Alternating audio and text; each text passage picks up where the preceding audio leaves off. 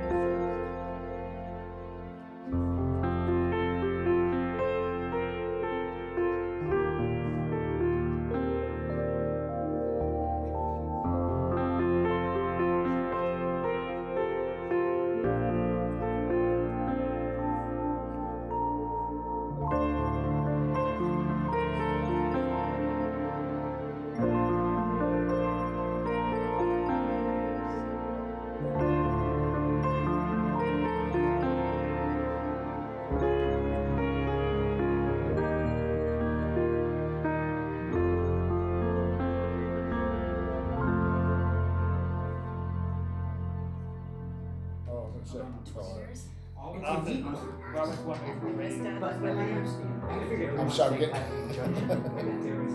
So many. Wow. Sorry, one more time, Robert. There's no problem. One more time. No one is 100% right. Oh, What compromises? we have a quorum, yeah, so, There's five. yeah, we're good.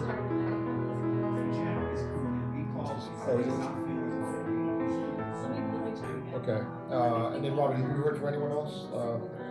Gloria's zooming in. Okay. Jack said he's. Mike Felter said he can only stay for 40 minutes, so I'm assuming he's zooming in too. Okay.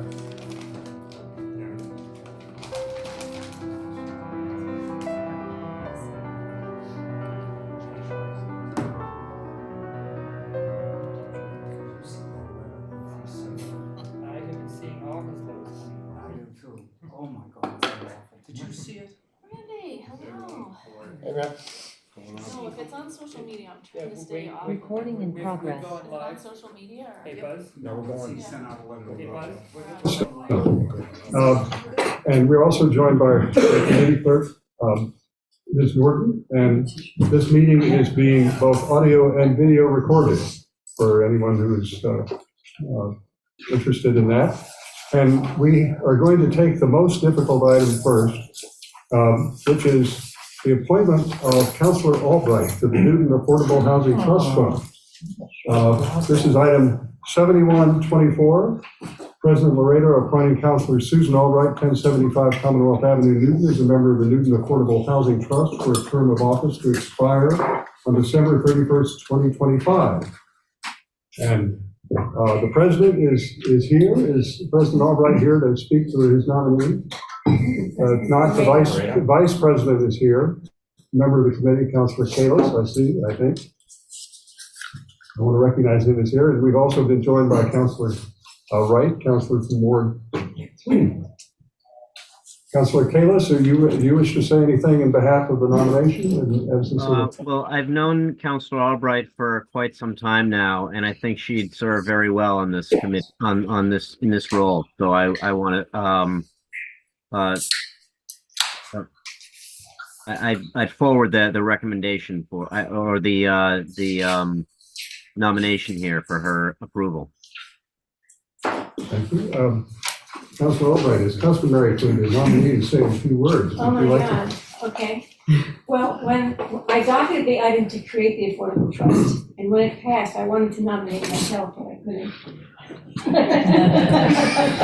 So I was fortunate to have, I'm sorry that Alicia is no longer with us, but I'm glad to have the opportunity to serve with that group.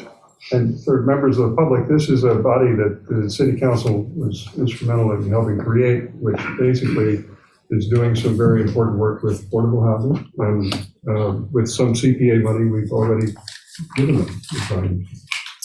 Any questions for the candidate? Councilor Cook? No questions. I would just like to say that I have also known Susan Albright for many years. And still, I am willing to support her.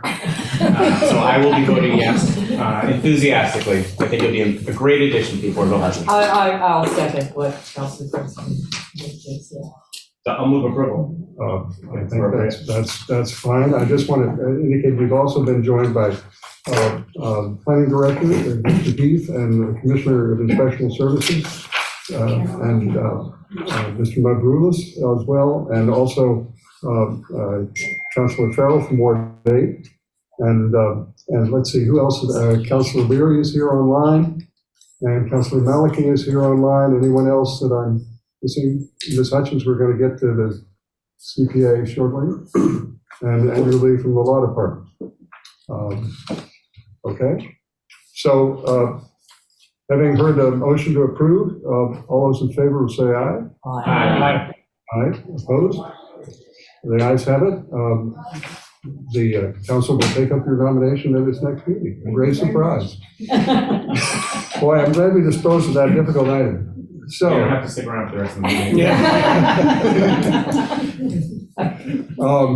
So the next item is 2224. This is a recommendation from the CPA, the Community Preservation Committee, recommending appropriation of $125,000 in Community Preservation Act funding from the fiscal year 24 Historic Resource Reserve funds to the control of the Newton Planning Department for grant for the Second Church in Newton for the restoration. There was some material attached to the packet agenda, but also we have Ms. Hutchins here to explain the item, and also the planning director, assuming he has a question, you can ask him as well. Is that, Ms. Hutchins, are you prepared to present? I'll be operating the PowerPoint, but actually Eliza Data, our chair, is here to present.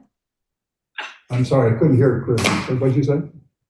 Eliza Data, our chair, is on the call to present. Okay, that's great. All right. Hello, everyone. Good evening, Councilor Baker and members of the committee. My name is Eliza Data. I live at 40 Homer Street in Newton Center, and I'm presenting tonight on behalf of the Community Preservation Committee, where I'm currently serving as chair. Thanks for making time on the agenda for this item tonight. We have a very, very brief presentation for you. I will ask Molly to put that up on screen. I think I need permission to share. I've just enabled that. Granted.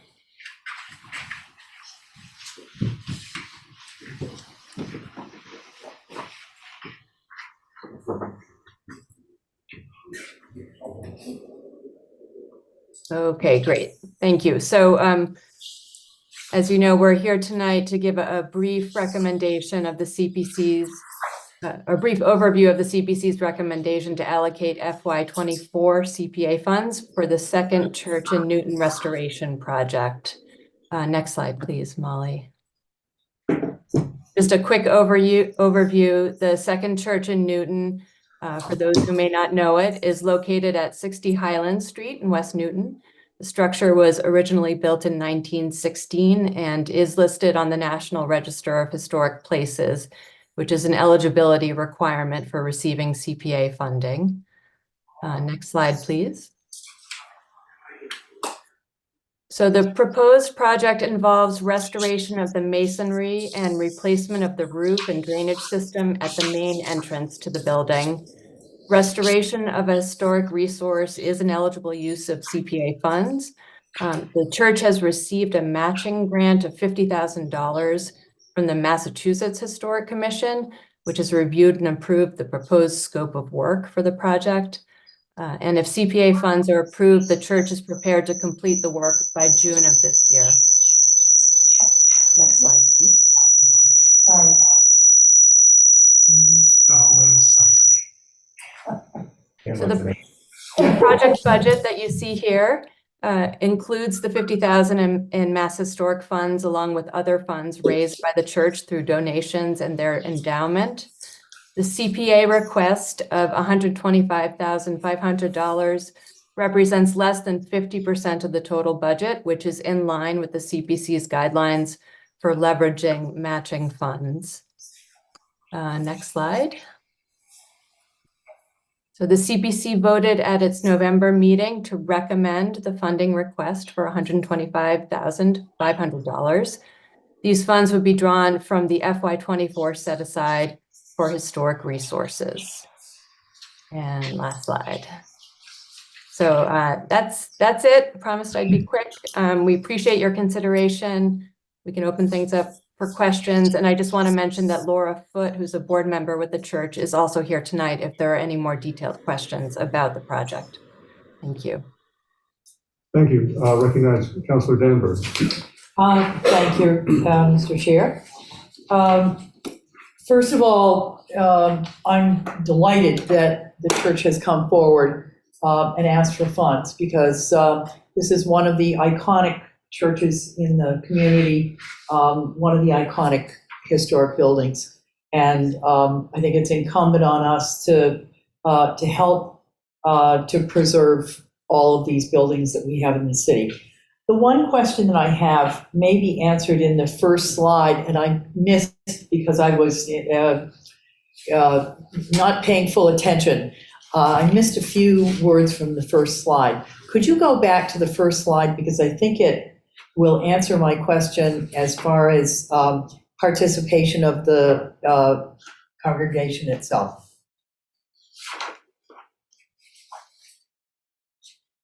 Maybe it's the second slide, Second slide? or third even. It's the budget slide. Yeah. There we go. The budget, yes.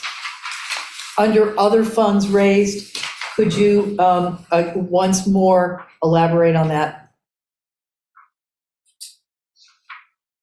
Yeah, so we understand that those other funds are fundraising and endowment funds from the church, but Laura, if you want to provide a little more detail, that'd be great. That's right, Eliza. Yeah. So does the 85,000 represent entirely funds that are coming from the church itself, or from the church and other groups? No, just from the church itself, from the endowment. From the Yeah. church. Yeah. Okay. No, what we calculated is that doing this restoration now, although it's a use of capital, of course, that it will actually save money in the long run. And the problem would just be getting worse with the water infiltration there. So absolutely, that's where that's coming from. And the process of getting the grant from the MHC took about 9 months. So we were really happy when we got that award in June. They scrutinized it. They have a lot of procurement requirements and scope of work requirements. So we're hoping to match this all up together if it works. Okay, and the total price for the project is 260, 600, that's it? And that's it, is that with inflated amount that is today? I'm sure 3 years ago it would have been less. Yeah, right, Vicki. Yeah, well, we did have, we had 4 bids. We're just finalizing the contract right now, but it's within that envelope. So yeah, these are today's prices. Good. Well, I am going to vote in favor of this when the time comes to vote in favor. I would point out that in the past, I think with the Grace Church that I happen to be involved with, the requirement for CPA was a matching to match the CPA. But if you have gotten a $50,000 grant from Mass Historic and the total amount is 260, I'm okay with that. Okay. Recognize Councilor Albright and then Councilor Wright. I was just wondering, is this like a phase 1 of a larger project? Because it's a large building, but it's only dealing with some of the parts of the building. So will there be other phases coming along? There could be. When we went first to the Community Preservation Committee in September, we also included an accessibility component. It was actually a much bigger project, but we decided to separate those out because the MHC grant was time sensitive. It has to be used this spring, and that really just referred to the restoration. So we're focusing on that. But we don't have more restoration in the pipeline. It's more other things to make the building more open to the community, in line with the goal of hosting music events. We have about 20 different music groups coming in the next 12 months, and that's sort of our future mission, to have the building be used for that purpose. Okay, I don't know if thank you. Yeah, that's good. Thank you. Councilor Wright? Thank you, Chair. Actually, I've been to the Piano Summit. It was really wonderful there. And I think it's in March. I have a question for Ms. Data or Hutchinson. So using the CPA money for the repointing and of a church and that, what is historic CPA money has gone in the past, and is this opening up a door for all the different churches in the city to start applying for this money? The door has already been opened. Yeah. So I did vote for the Grace Church, but the reason why I voted for that is I saw it as a design flaw versus maintenance. So that's the difference to me, what it is. So I was just wondering, what in the past are some similar projects, have it been used, and how much money is there now? And maybe is this opening it to a lot of other churches? So I can start to answer that at least. Can everyone hear me okay? Yep. So we had a long discussion at CPC about whether or not repointing constituted maintenance or a capital improvement. And while repointing is something that we have to do, or masonry buildings have to do regularly, it is 20, often closer to 40 years on cycle. And so it is considered maintenance, sort of the way replacing a roof might be considered maintenance. And it's definitely it's not so regular that we would consider it regular maintenance. It's more of a capital improvement on the building. So for repointing, I think the door is open and encouraged for masonry buildings to do that kind of work. Doing small repointing projects like this, relatively small, prevents large emergency repairs later down the road, which I know Lorifa is probably very anxious to avoid. And as far as the church question, I think it's addressed slightly in the memo, just that it has to meet the standard that any other historic resource project would, which we at the CPC consider that it did.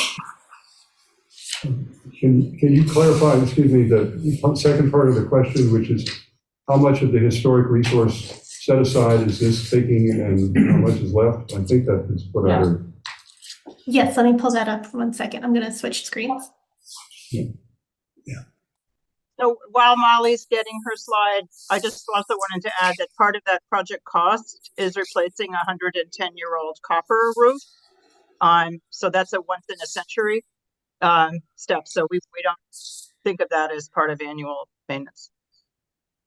Okay. While that's being found, I recognize Councilor Kalis, I think. Thank you.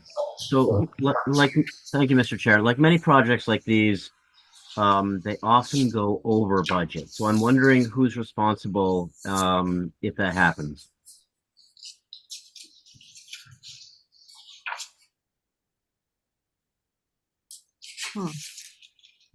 I guess I better take that.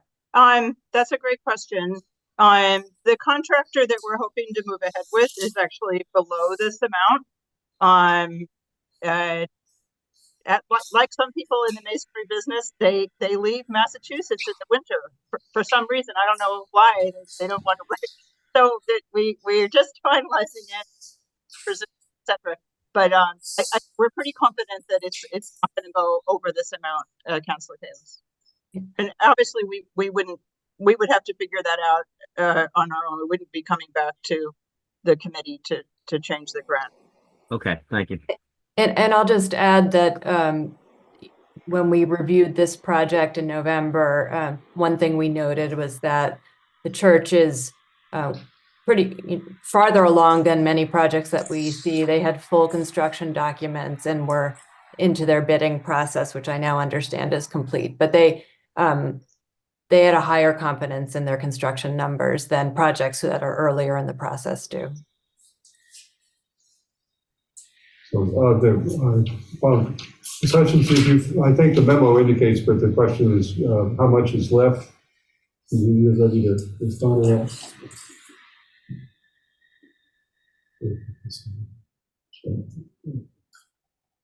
So I apologize. I'm still looking for the slide that has the current balance of the account.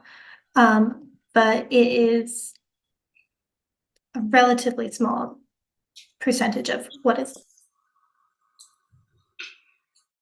She's got muted. You've been muted, Ms. Hutchins. Yes, just while I'm still pulling up the correct information. Well, there's a reference in the memo that there's $481,588 currently available. That is the number I was looking for. Thank you. But is that's in the 10% set aside? That's the question, or is that, in other words, there is a certain amount set aside for historic preservation in CPA? Yes, it's 20%. 20%? Is the target right now. Okay, so the 481 is the 20% of the current reserves? Yes, of the reserves, yes. Okay. Does that answer your question, Councilor Albright? About the repointing, about what percent of the project is the repointing? Of the total 260,000, how much of it is the repointing? Do you know that? Yeah, I mean, I would say it's third. You know, it's the third of the copper roof that I was describing, which is over the front entrance. So that's where all the people come into the concerts. And that's where the water is seeping through. A third of it is really long-term preventative measures in changing the flashing and the drainage at the very top of that facade and the flanking sides. And then, maybe a third is addressing the areas where the water has been infiltrating, where we have efflorescence. So you can see that in the limestone in front of the church. So. Okay. Councilor Oliver. Thank you, Chair. A minute ago, and I forget if it was Ms. Dowd or Ms. Hutchins, you referred to criteria that this project meets. And I was wondering if you just recap those for me, I'd appreciate that. Like, what are the criteria by which what's the hurdle this project clears? Well, it's to start with, it's on the National Register of Historic Places. It is preserving a building that has value to the public significance. It also, here, let me pull up the memo that I've also said. There's 3 important criteria that are in there that are actually listed in the religious section of the memo, that it's important to the community, that it's on the National Register of Historic Places, that it's actively preserving rather than that it's making an attempt to preserve what the historic fabric of the building is and what the important features are there. And I think that's probably it. Those are the 3 most important. And the co-funding. The co-funding is available. That's on your Yes. list. Yes. So one thing that's important that's on the scope slide here is that the applicant, the second church, is making an effort to match all the materials with like materials if possible, or as close a match as possible. So we're having a little trouble understanding the sound here, but did you say co-funding? Did I? Yes, is that, I'm just trying to understand the word. No, that that all the materials that are being used as part of the restoration are as close a match as possible to the existing and to the historic materials. I think there was. As close a match as Okay. possible. And there was I think she did say co-fund, which Yes. is matching the funds coming from the Okay. CPA. Yeah, All got right. it. From that to the CPA. Any other questions, Councilor Oliver? So, maybe this is a question for you, Ms. Data. So if the next church comes in wanting to replace its roof, how will you decide if it's maintenance or if it's historic preservation? Because roofs are usually replaced as part of your maintenance routine as opposed to historic restoration. So are you prepared to keep replacing roofs for churches with this money? So the restoration work encompasses the type of scope items that the second church has proposed here: replacement of roof, restoration of the stone facade. In terms of what a recommendation like this one means for the CPC funding, if we look back at other historic resource requests that have come in over the last few years, there've only been a couple since Grace Church. We approved Grace, I think in 21.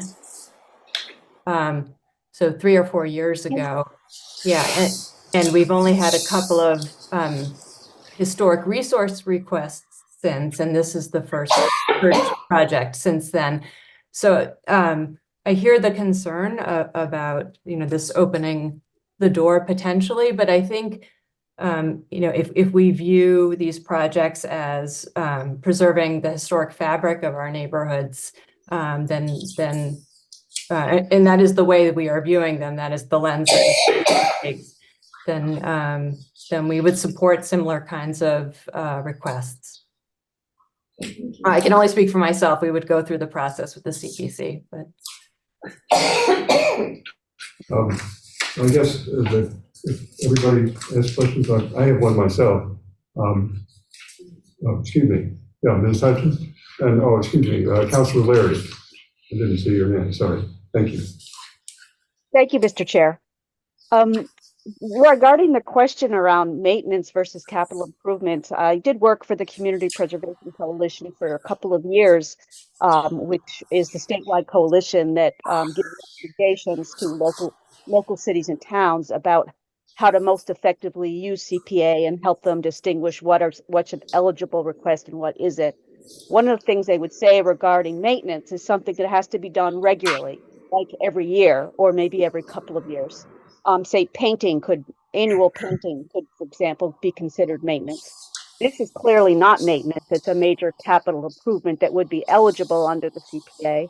I would also remember that our CPC is here to actually spend the money, the CPA money, and in this case for restoring historic resources. And to me, whether that's a church, a synagogue, or any other historic building is irrelevant. What I'm looking at is its historic value and its value to the public. And I would say that this church offers a lot of public efforts here and services. I would certainly find this to be entirely eligible as a CPA project, and I certainly would plan to vote for it when it comes to the full council. Thank you, Councilor Leary. Councilor Christmas. Thank you, Mr. Chair. Well, Ms. Hutchins, you want to respond as well? Yeah, I just have a response to that and to the last question. Thank you, Councilor Leary, for saying so. But I think that one distinction I would make in regards to the roof replacement on this project versus other projects where that might apply is that this roof is a copper roof, and its material is very important in considering it part of the historic resource and part of historic preservation. If someone came to us asking to replace a rubber roof, we may view that differently. But this copper roof is very special historically, and that is part of what led to the decision and what led to the recommendation from staff. Thank you, Ms. Hutchins. I think that is very important, the copper roof. Yes, absolutely. Councilor Christmas. thank you, Mr. Chair. I think there are certain components of this funding that are the merits of the funding that are certainly within the auspices of the CPC, and I appreciate that they've passed this. The Grace Church expenditure sort of didn't sit well with me. My recollection is that we went to the law department and we got some determinations from the law department about sort of a constitutional standard for the expenditure of public dollars at a potentially, for a potentially religious purpose or at a religious institution. I noticed that Mr. Lee is on the call. I wonder if he wants to speak to the to the constitutionality. Mr. Lee, this is Mr. Andrew Lee of the Law Department. Welcome, and are you able to respond on the question? I am, Mr. Chair. I wasn't expecting to, but luckily I was the attorney that worked on the Grace Church matter back in the end of 2020, start of 2021. That was a little bit of a closer call. You might recall that the Grace Church, the approach they came in for was for their tower. It was for restoration of their tower itself. And the analysis that we had to do was to make a determination whether or not the CPA monies were going to be utilized to more or less help them promote the religious message because of the actual project that the money's using on itself, meaning the tower itself is representative of their religious message. That was the analysis that we did, and that's why it was a little bit closer. Ultimately, after a fair amount of research and also talking to other communities, including Boston, and their utilization of CPA monies for the determination was that it was not monies that would be used for a non-secular purpose, so it moved ahead. For this particular project, it's a lot more straightforward. It's very clear that the monies are going to be used for these kinds of portions of buildings that are ubiquitous in all buildings, none that are specifically for the religious message.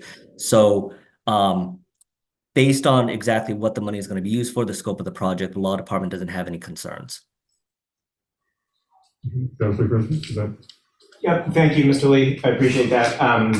As I sort of did last time, I relied on the guidance and wisdom of the legal department in terms of the constitutional analysis. And so if they are comfortable with it, then I'm comfortable moving forward as well. Okay. Any other comments from any members of the committee? Anyone else on the call? If not, does anyone wish to move this item? What would you like to do tonight? Would you like to move to approve? Yeah, that's, And if so, I'll move to approve. right, and do you want to comment? Or do you No, want- no. Or I'll leave it to counter This is three. Ward 3, so. Ward 3 counselor Yes, to I move to move to approve. approve. All right, Okay. all right, so the motion from Councilor Wright to approve. All those in favor? Say aye. Aye. Opposed? Okay, I think that's unanimous. Oh, I'm going to abstain on this one. Okay. I appreciate the comments we've heard here. I still, the easiest way I can phrase it is everyone here is familiar with either maintaining a house or being part and parcel of maintaining a car or something of that nature. It doesn't seem to me that the standard here is how frequently you have to maintain a certain item. Everyone who owns a house knows you have to replace a roof from time to time, whether or not it's a copper roof or not. They do wear out. They do fail over time. Water always wins. So from that perspective, this feels like maintenance to me. Sorry. No. I'm abstaining. Could I add one more comment? Well, we just voted. Oh, I'm sorry, I beg your pardon. Who's speaking? It's hard to tell. from this. Sorry, this is Laura Foote. Just Oh. to maybe help as you look at more of these similar projects in the future, one other criteria could be like how important is the building to the community? Like only 10% of the comings and goings for this building are religious. For our church, the others are the Jewish congregation, the nursery school, the occupational therapist, the pediatric speech therapist, Al-Anon, the Girl Scouts, the shelter cooking. So it's a building that's used for the community. So that's another way of thinking about it, if that's relevant, as you look at other projects in the future. Thank you.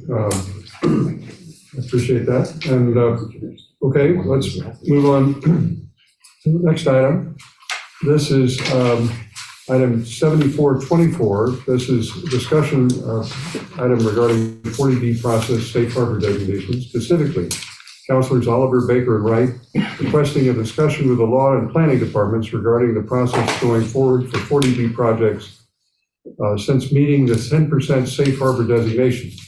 The discussion should address the different parameters that can or will be used to accept, deny, or modify projects and the criteria allowed to be used by the ZBA or any other approving authority. And I should indicate also that attached to the agenda was a memo that Councilor Oliver and I prepared with some questions about this scope of this item, as well as a memo that was previously produced for the Zoning Board of Appeals by the Law Department explaining the progress towards the safe harbor. Mr. Temple was the author of that. We're joined by Mr. Lee tonight, and Mr. Temple is, as I understand it, involved with the school matters, but Mr. Lee is very able and I'm sure can assist us. Also, we want to welcome the chair of the Zoning Board of Appeals, Mr. Rossi, I think he's sitting here, and also the vice chair, former counselor, former Alderman Councilor Brooke Lipset, member of the ZBA. We welcome both of you and glad to have you here. So I'd like to turn to the co-docketers on this to explain a little bit of their issues and what they would like to have explained. My anticipation is that we are going to discuss this in a preliminary way, but hold the item and have a more robust response from the law and planning departments in writing. But who wants to go first? Okay. Councilor Wright? So since we reached safe harbor, there's been a lot of questions from the community and myself. What does exactly that mean? How are future projects going forward? Is it the same old? It's only a term that we've reached and it's really up to the ZBA. Do new projects come in and just go to the ZBA, or will they go to the city council? Things like that. And just probably, explain that a little bit more, because I have been receiving lots and lots of emails and texts and phone calls and stuff on questions, what does this actually mean? And then, it also, then two other things is, mention that we may fall off, and I only see us falling off on, I think, only 3 projects if they don't. Okay. Thank you, Jay. Take that one. Summarily dismissed. Faster than a speeding bullet. Very fast on the call, Councilor. So I lost my train of thought. Why? Someone was upset that we were falling off of the safe harbor or something. Okay, oh yeah, so there's That's what they said. the question is, Dunstan East fell off of our safe harbor numbers. And that was, I believe, they didn't, I don't know if it's pull a permit for vertical construction or actually do construction, and then they fall off for 40B projects. And then once they pulled the permit, they went back on. There's, just 2 projects actually that haven't started building, and want to know what that is. And the third item is, which is in the memo that lists all the safe harbor, the numbers for each of the units in safe harbor. Something like this would be nice to have on the city's webpage, kind of like Brookline has, because people are always asking, well, what are the numbers? And people can see what it is more in real time, and it doesn't change that often, but it does change. I think that would be helpful, and for people to understand what's going on. I don't know which. Yeah, I'll echo some of the questions that I've received already tend to focus more on as we move forward, how and when does the city have to recalculate SHI? When do we plan on doing it? It's more or less around the process, I guess, for either maintaining safe harbor. How will the city kind of react when things change, and what are those things? I think we know a few of them, but I think it was more or less a process of here just making sure that this committee and the council, perhaps by extension, just understands what to expect. I think it's the easiest way to summarize it. So I guess there are 2 questions that I heard implicit in both of yours. One is, what happens if we are not in the safe harbor, we fall off? How do you determine that? Is there some sort of rolling or contemporaneously maintained inventory that tells us what the status of things is? And the second thing is, if we are in safe harbor status, what does that mean effectively in terms of how a project is addressed either by the Zoning Board of Appeals or other bodies? The questions we have in the memo are part of that, but we want to make sure we get all the questions out that members of the council or others would like answered to make sure that we can get a good response next time. Councilor Albright.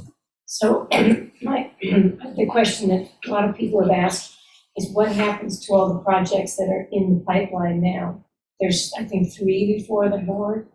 Do they continue on? I've heard that they continue on as if safe harbor weren't met, but I'd like to know the answer to that. And Mr. Lee and Mr. Heath are both here, and can you enlighten us about the projects in the pipeline now? Yeah.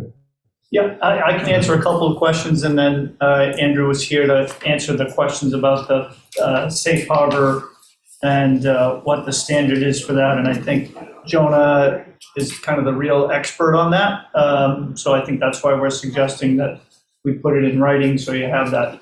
But in terms of Councilor Wright's question about whether or not we're going to fall below the safe harbor, primarily it has to do with the ZBA comp permits that have been approved. They have a year since from their approval date, and at which point they drop off the list. So if I'm looking at the list that Ms. Kyra put together, which I think you have a copy of, The one that probably comes to mind is the Northland Charlemont project, which was approved this past fall, I think in October, November. If that fails to pull a building permit and something doesn't come in to replace the 370 units, we might fall below the 10%. It's hard to kind of judge whether or not that's going to happen with respect to some of the other projects that are in the pipeline.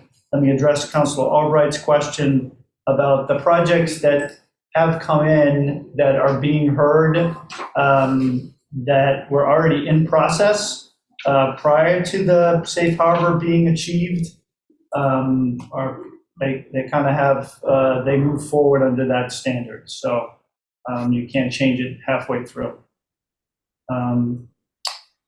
And also, with respect to Councilor Wright, in terms of the webpage, we are looking at updating that to have a model very similar to Brookline so people can see in real time where we're at. Just for the public's information, can you just name the 3 projects that are currently in the pipeline, just so that people? Yep, it's 528 Boylston, which is the Toll Brothers project, 78 Craft Streets, which just opened the other evening, and 41 Washington Street. So those are treated as if the safe harbor designation had not occurred. Had not been achieved, right. Okay. Should a new project come in, that would be an occasion, at which point I'll turn it over to Andrew in terms of what the ZBA would do. Okay. Mr. Lee, can you elaborate a little on the questions that have been asked tonight? I know that the writing will occur later, but. So thank you, Director, and thank you, Mr. Chair. Actually, I'm not really in a position to elaborate on answering the questions tonight. I think what's going to be much more helpful is to explain the process that the law department's working on with the planning department right now, moving forward, and kind of talk about how tonight can absolutely be an opportunity to make sure that we are developing the type of guidance that you and the ZBA is looking for. So I'm sure that you've all had the opportunity to review the memo that the law department provided to the ZBA Zoning Board of Appeals earlier this month. I believe, Mr. Chair, you referenced it earlier. That sets forth kind of the way that 40B works generally and a very high level view of the 40B process, with an eye on the city having reached the threshold for safe harbor. So it sounds like really what you're looking for now is a practical explanation of what does that mean? What does that mean for how the city handles 40B applications moving forward? So the law department's working very closely with the planning department right now to provide another memo to the Zoning Board of Appeals answering that exact question. Tonight's an excellent opportunity to make sure that we're getting in all of the questions, just like the ones that you, Mr. Chair, and Councilor Oliver provided on Thursday, and several that I've already taken down tonight, so that we can make sure that the guidance that we're providing to the ZBA, a copy of which is going to be provided to the council as well, has all of these kind of practical considerations, these questions that the public has, so that it's going to be answered in one document. So with that said, at the next meeting, once the memo is provided, Deputy City Solicitor Temple will be attending it. He's been working with the planning department for the past several years on reaching this milestone for reaching the safe harbor, and is going to be much better equipped to actually clarify any questions that the council might have after reviewing the memo and really getting the substance of, again, practically what it means now that we've reached safe harbor. So with that said, I'm here primarily to make sure I'm taking down all the questions, understanding exactly what it is that the council is looking for. So with that, I'm happy to turn it back to you, Mr. Chair.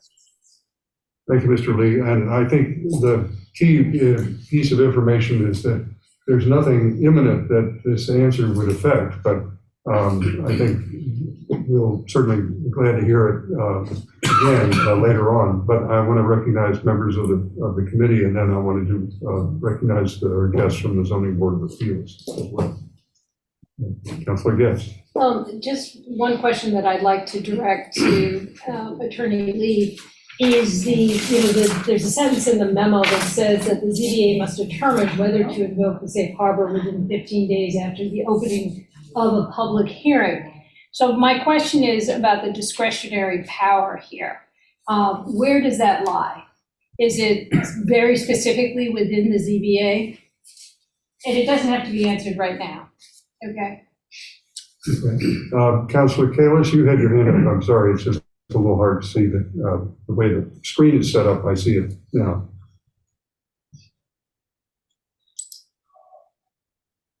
You're muted. There you are. I think you can hear me now. Can you hear me now? Yes.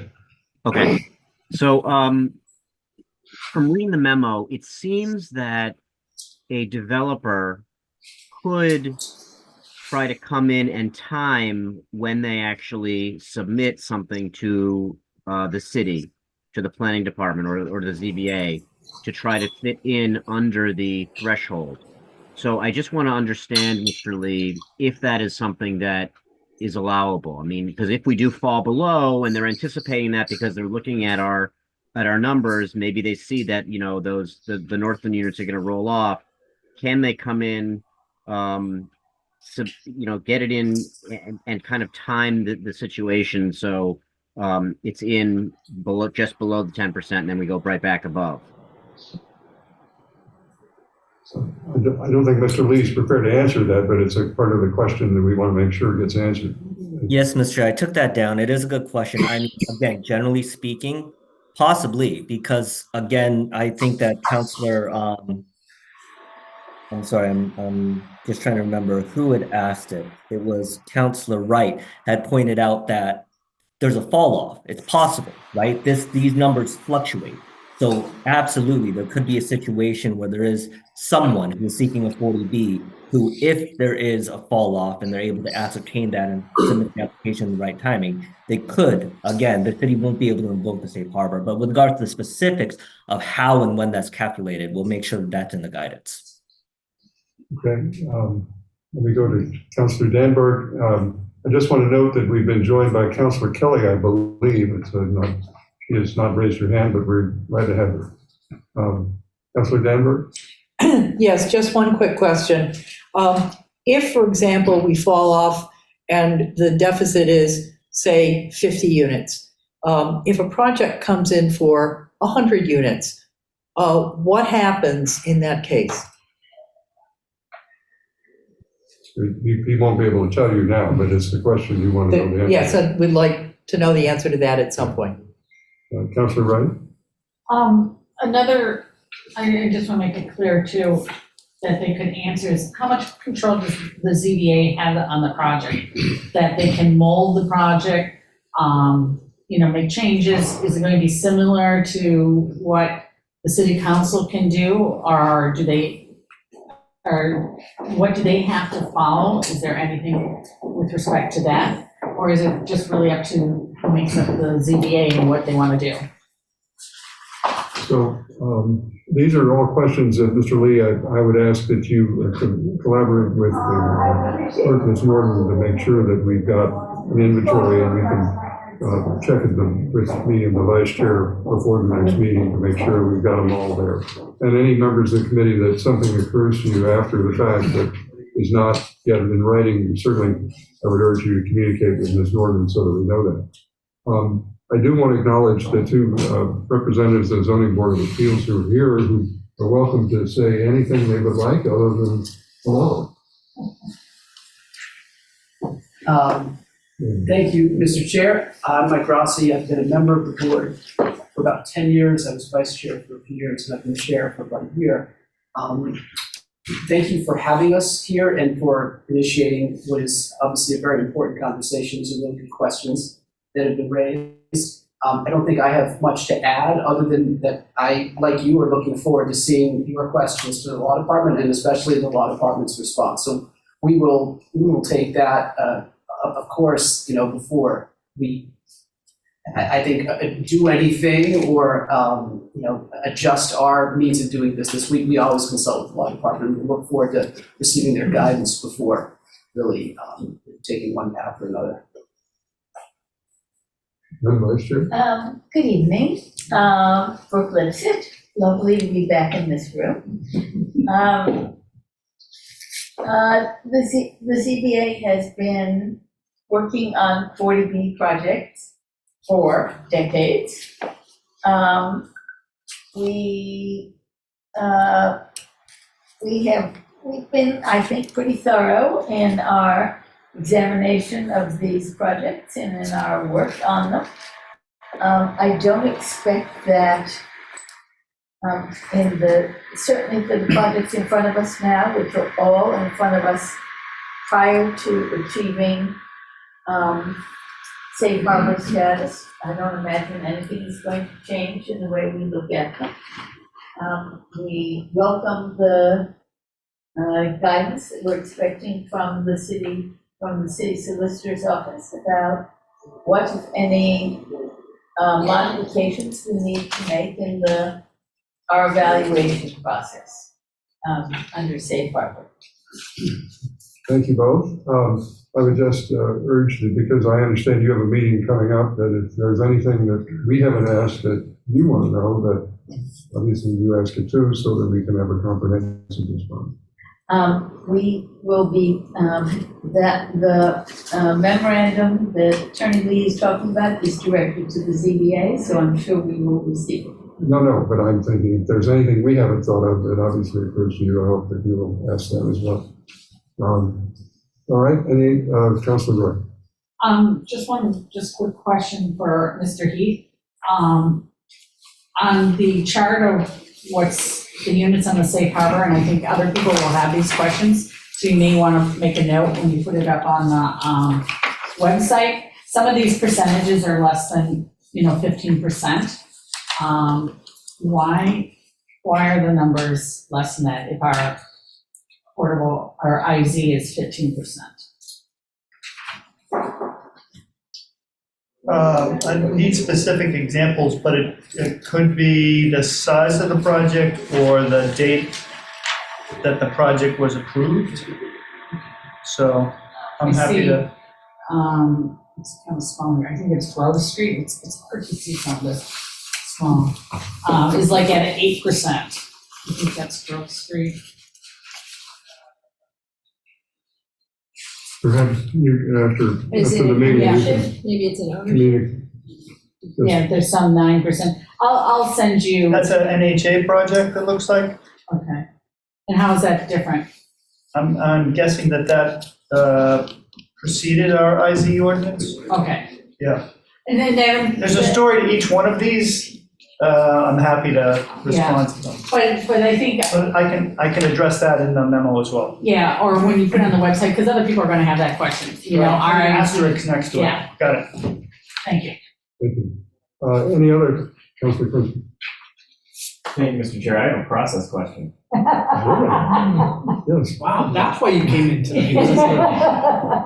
My question is actually about the process. I mean, I know that in other regards, when the city had looked at this previously, I thought we received feedback from the state about having not met certain thresholds. I think it was the open space threshold or something along those lines. Do we need sign off from the state? Do we file something? Is it just, is this purely a municipal determination and used in the event of litigation to go to the court with? Or is there something else to it, like a filing, a certification, something that could change? You're talking about safe harbor status? Yes. Okay. Yeah, sorry, I wasn't clear. Okay. That's an excellent question for our law department to answer. Okay. So it's clear that we believe that we've achieved the safe harbor. We're showing the map for it, but that's a good question. So Thank you for that, Director. Yes, we will make sure to include that in the guidance. I'm fairly certain that I'm on the right track for the answer, but I'm gonna hold until I can put it in writing. Thank you. Okay, thank you. Any other comments from members of the committee? Councilor Roy. Just a quick question. When could we expect the memo from the law department? I mean, I don't expect it tomorrow, but is it going to be a month from now, a week from now, type of thing, roughly? We're anticipating it will be available in several weeks. Well, when it comes out, we'll certainly make sure it gets to members of the committee and the council. It'll come with council and automatically, but I'll probably try and schedule a follow-up because the memo itself may generate questions that people may have.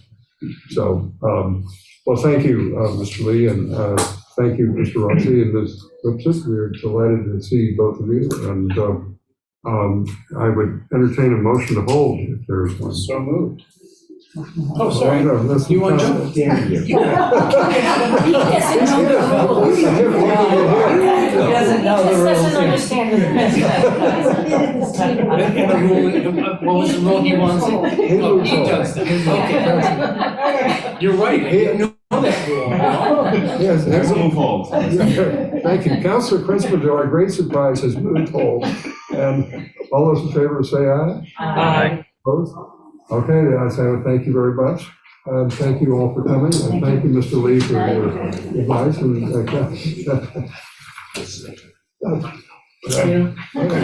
you're just the vice chair. Yeah. Right? Anyway.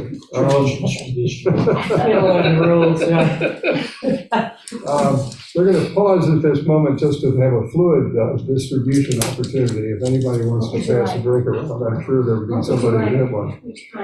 Oh, whichever is open, I'll take the pink one, whatever that is. Yeah.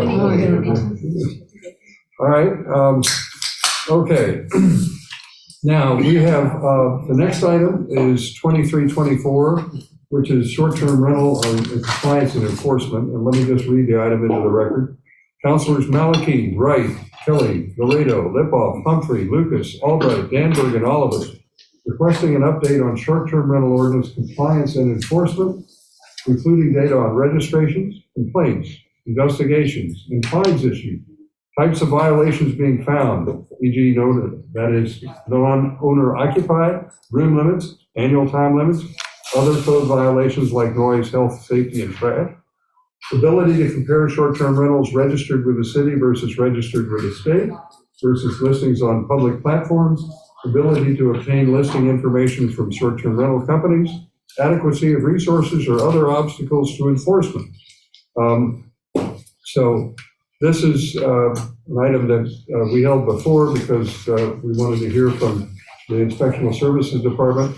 Also, for members of the committee and the public, I asked that the clerk's office attach a copy of the two provisions of our ordinances that relate to short-term rentals, one in the general ordinances and the other as part of our zoning ordinance. So I thought that that was an important resource for people who had questions in detail. However, I'd like to welcome the Commissioner of Inspectional Services. And would you like to come to the table where you can be heard a little more easily with your colleague, Mr. Mavroulis?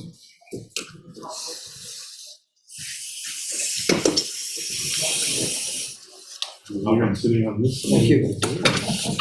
Thank you. So I just want to recognize the co-docketers on the committee if they have anything to say before we ask for a response from the Inspectional Services folks. You all okay? Anybody on? Okay.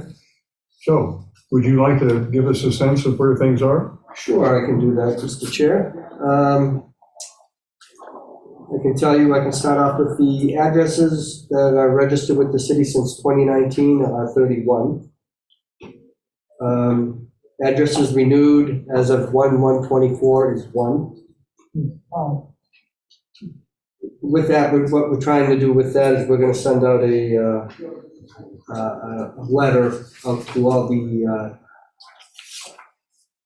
31 that have already registered, and to see about them bringing them into compliance. Also, complaints filed from 21 to 2023 are 15. Addresses investigated, prosecuted from 3/18 to 2021 through 12/31/23 are 10. Complaints brought into compliance between 3/21 to 12/23 are 10. Basically a 67% rate of bringing violators into compliance, and currently have 5 addresses under investigation.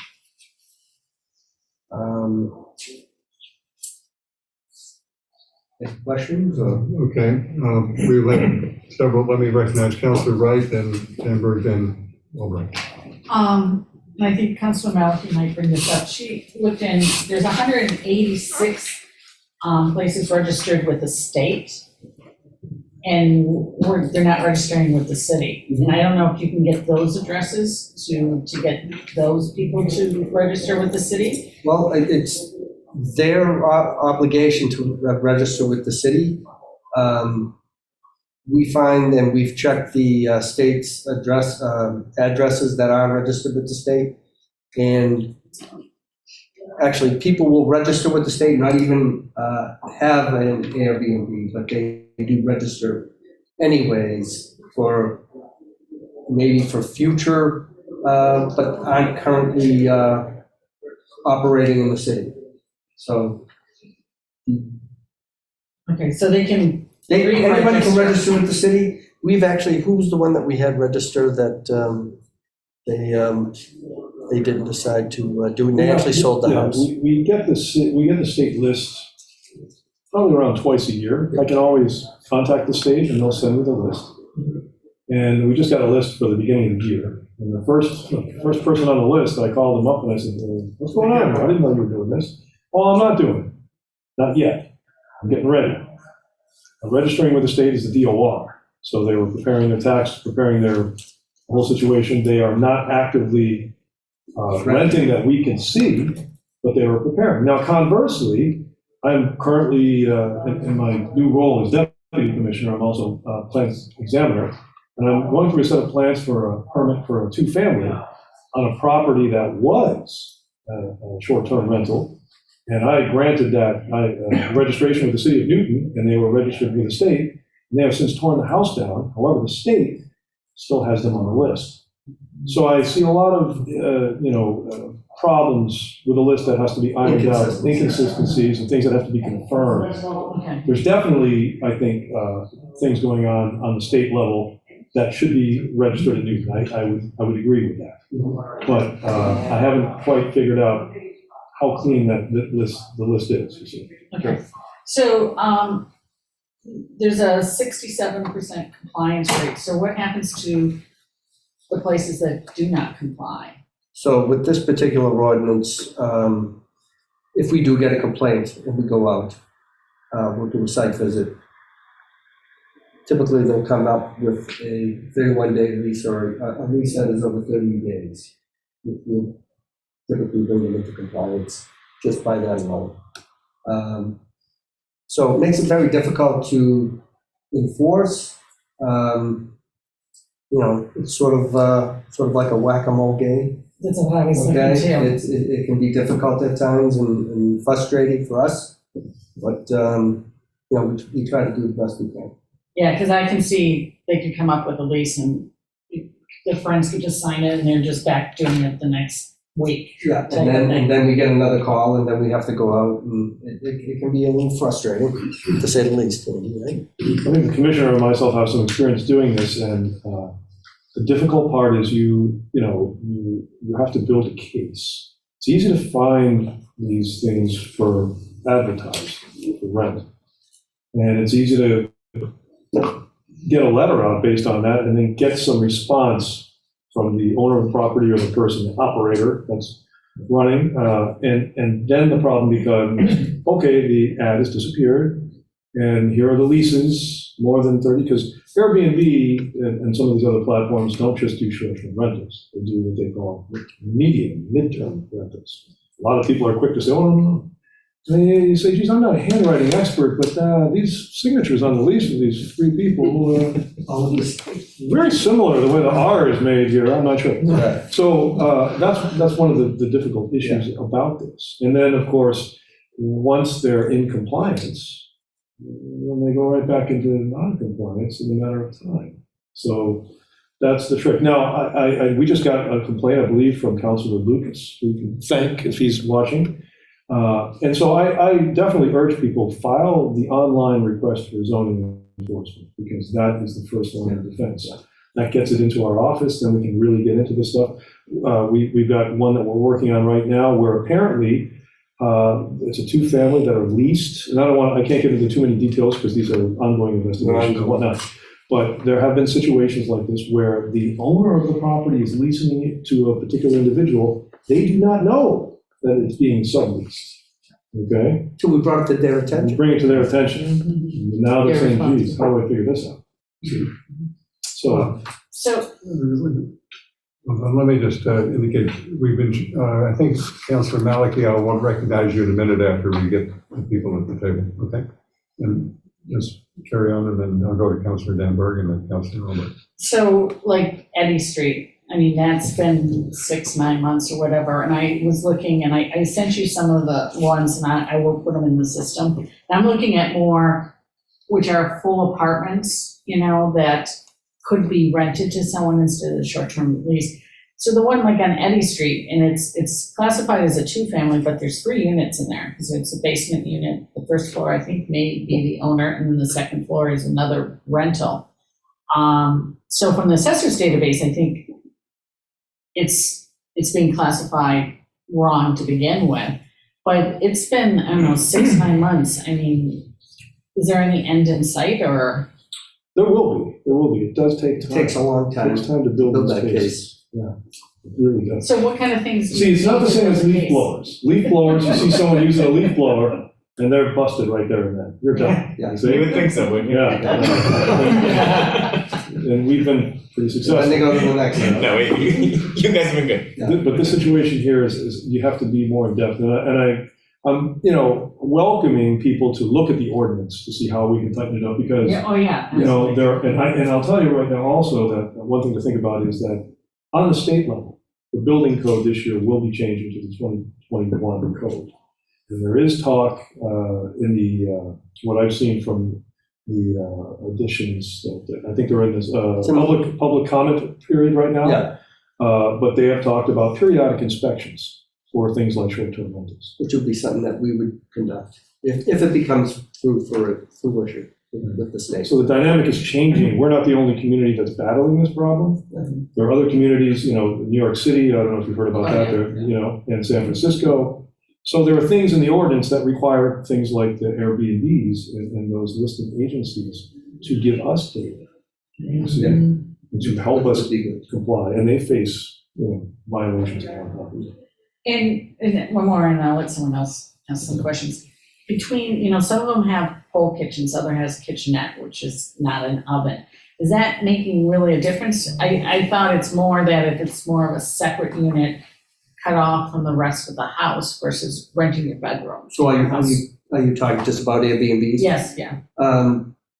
You can just rent a bedroom for an Airbnb. So some people may want to stay for the weekend and may want to cook their own food. They may pick one with a kitchenette or a kitchen. I mean, kitchenettes are typically a sink, a fridge, maybe a microwave or a toaster oven, or maybe even a hot plate, but not usually a full kitchen with a range or things like that. But would that, because it's a kitchenette, would that still be classified as, if it's separate from the house, there's a locked door between them, then it's not really part of the house. Well, let's not consider ADUs. You're not talking about an ADU, correct? No, she isn't. So you can, you can have 10 kitchens in a house. There's really no legal limit on how many kitchens you can have. We try to limit them in a way where we'll have a homeowner sign an affidavit if they wanted to put a second one in saying they would not rent it out. And typically you have, like kosher kitchens and things like that. But some people prefer a kitchen, some people don't. Some people just want to eat out. But something like that, I'm trying to get what is a legal Airbnb versus an illegal one. So I think you're thinking of illegal apartment, okay? So again, when you're renting rooms which would have egress to the outside through the main house. You're saying you're seeing maybe basements that are or an accessory unit, or That's accessory rented building out. that is rented out. Typically if we found those and we did a site visit and found out that they were renting it out, but if they're just renting, it's a fine line. It's a very fine line, and it takes a lot of work. The main description is actually in Article 30, and that's talking about, again, it says there, no more than 3, maximum number of guests is 9, number of guests, and the bedrooms, I believe, is 3. So it reads. Yeah, but you can have a basement apartment for 2, and that's why I want to see, is there something we need to tighten up? to make it more clear. Well, we do go in sometimes and find, in fact, I'm kind of bummed out that Brooke just left because we had a big ZBA case with one particular one a year or two ago. Yeah, on Brooks Ave. And we typically find other violations once we get in, sometimes illegal apartments, sometimes lodging, rooming house things with too many people going on, oftentimes building code violations, things work done without permits. So this is usually a gateway into other problems that we want to solve. You go to Councilor Danberg and then Councilor Albright, and then I'll go to Councilor Mel. Most of my questions have been answered.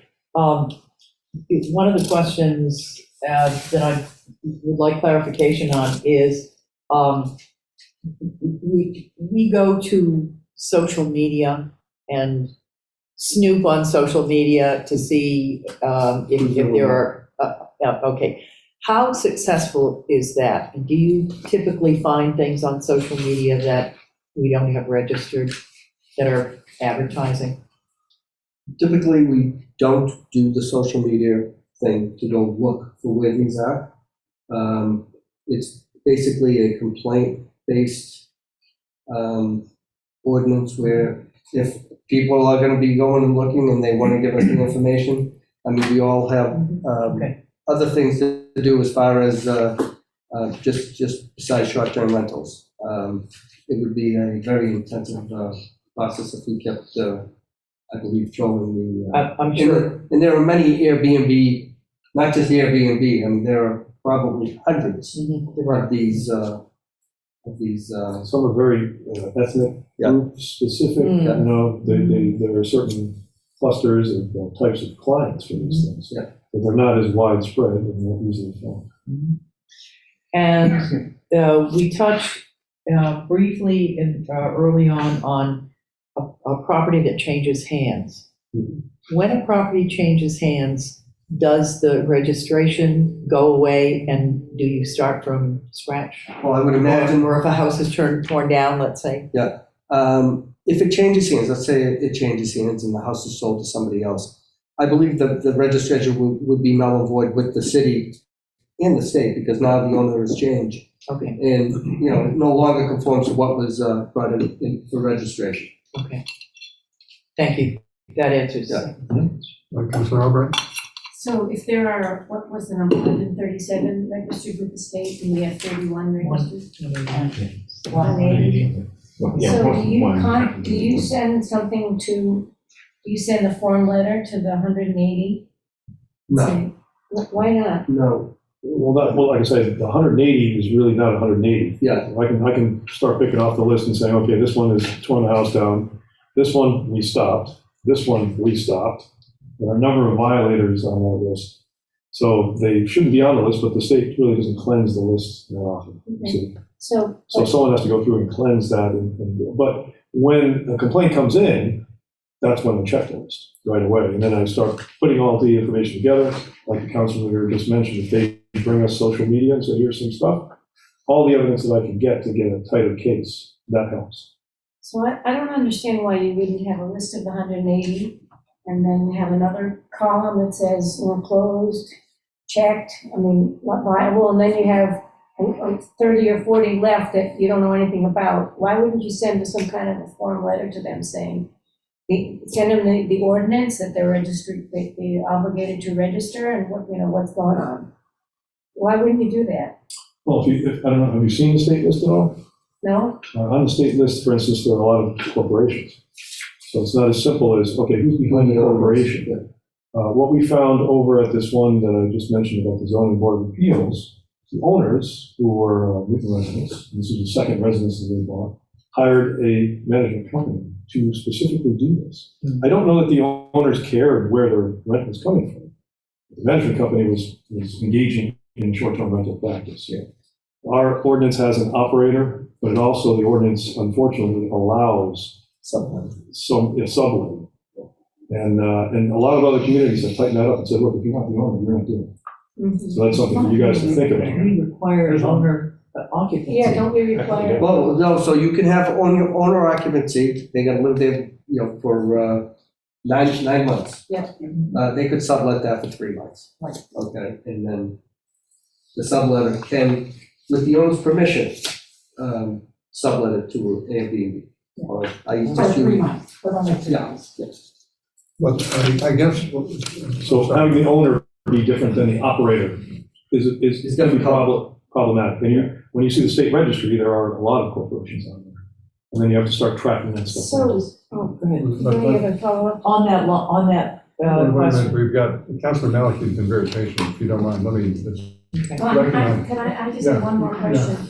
And I don't know, I know there's difficulties, but I would love to be able to go to your office or go online and see the 180 with your column of, this is a corporation and we can't find the real owner or something. I mean, I don't know who's pursuing it. Having a corporation do it is even worse in many ways for the city in terms of losing units for people that we need to live here. So I wish you could think of a way to follow up on that list of 180.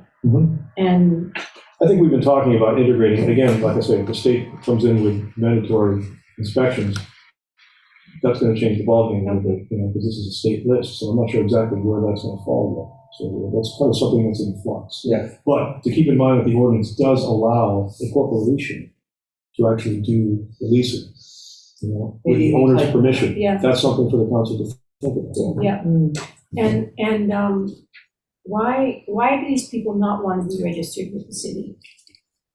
Are they breaking the rules in some way, shape, or form, or they just don't care? We don't know. Well, they're breaking the rules just by not being registered. Right, of course. Okay, but, we don't know. Maybe they just don't want to register, maybe they don't even know. Maybe they just are unaware of the ordinance.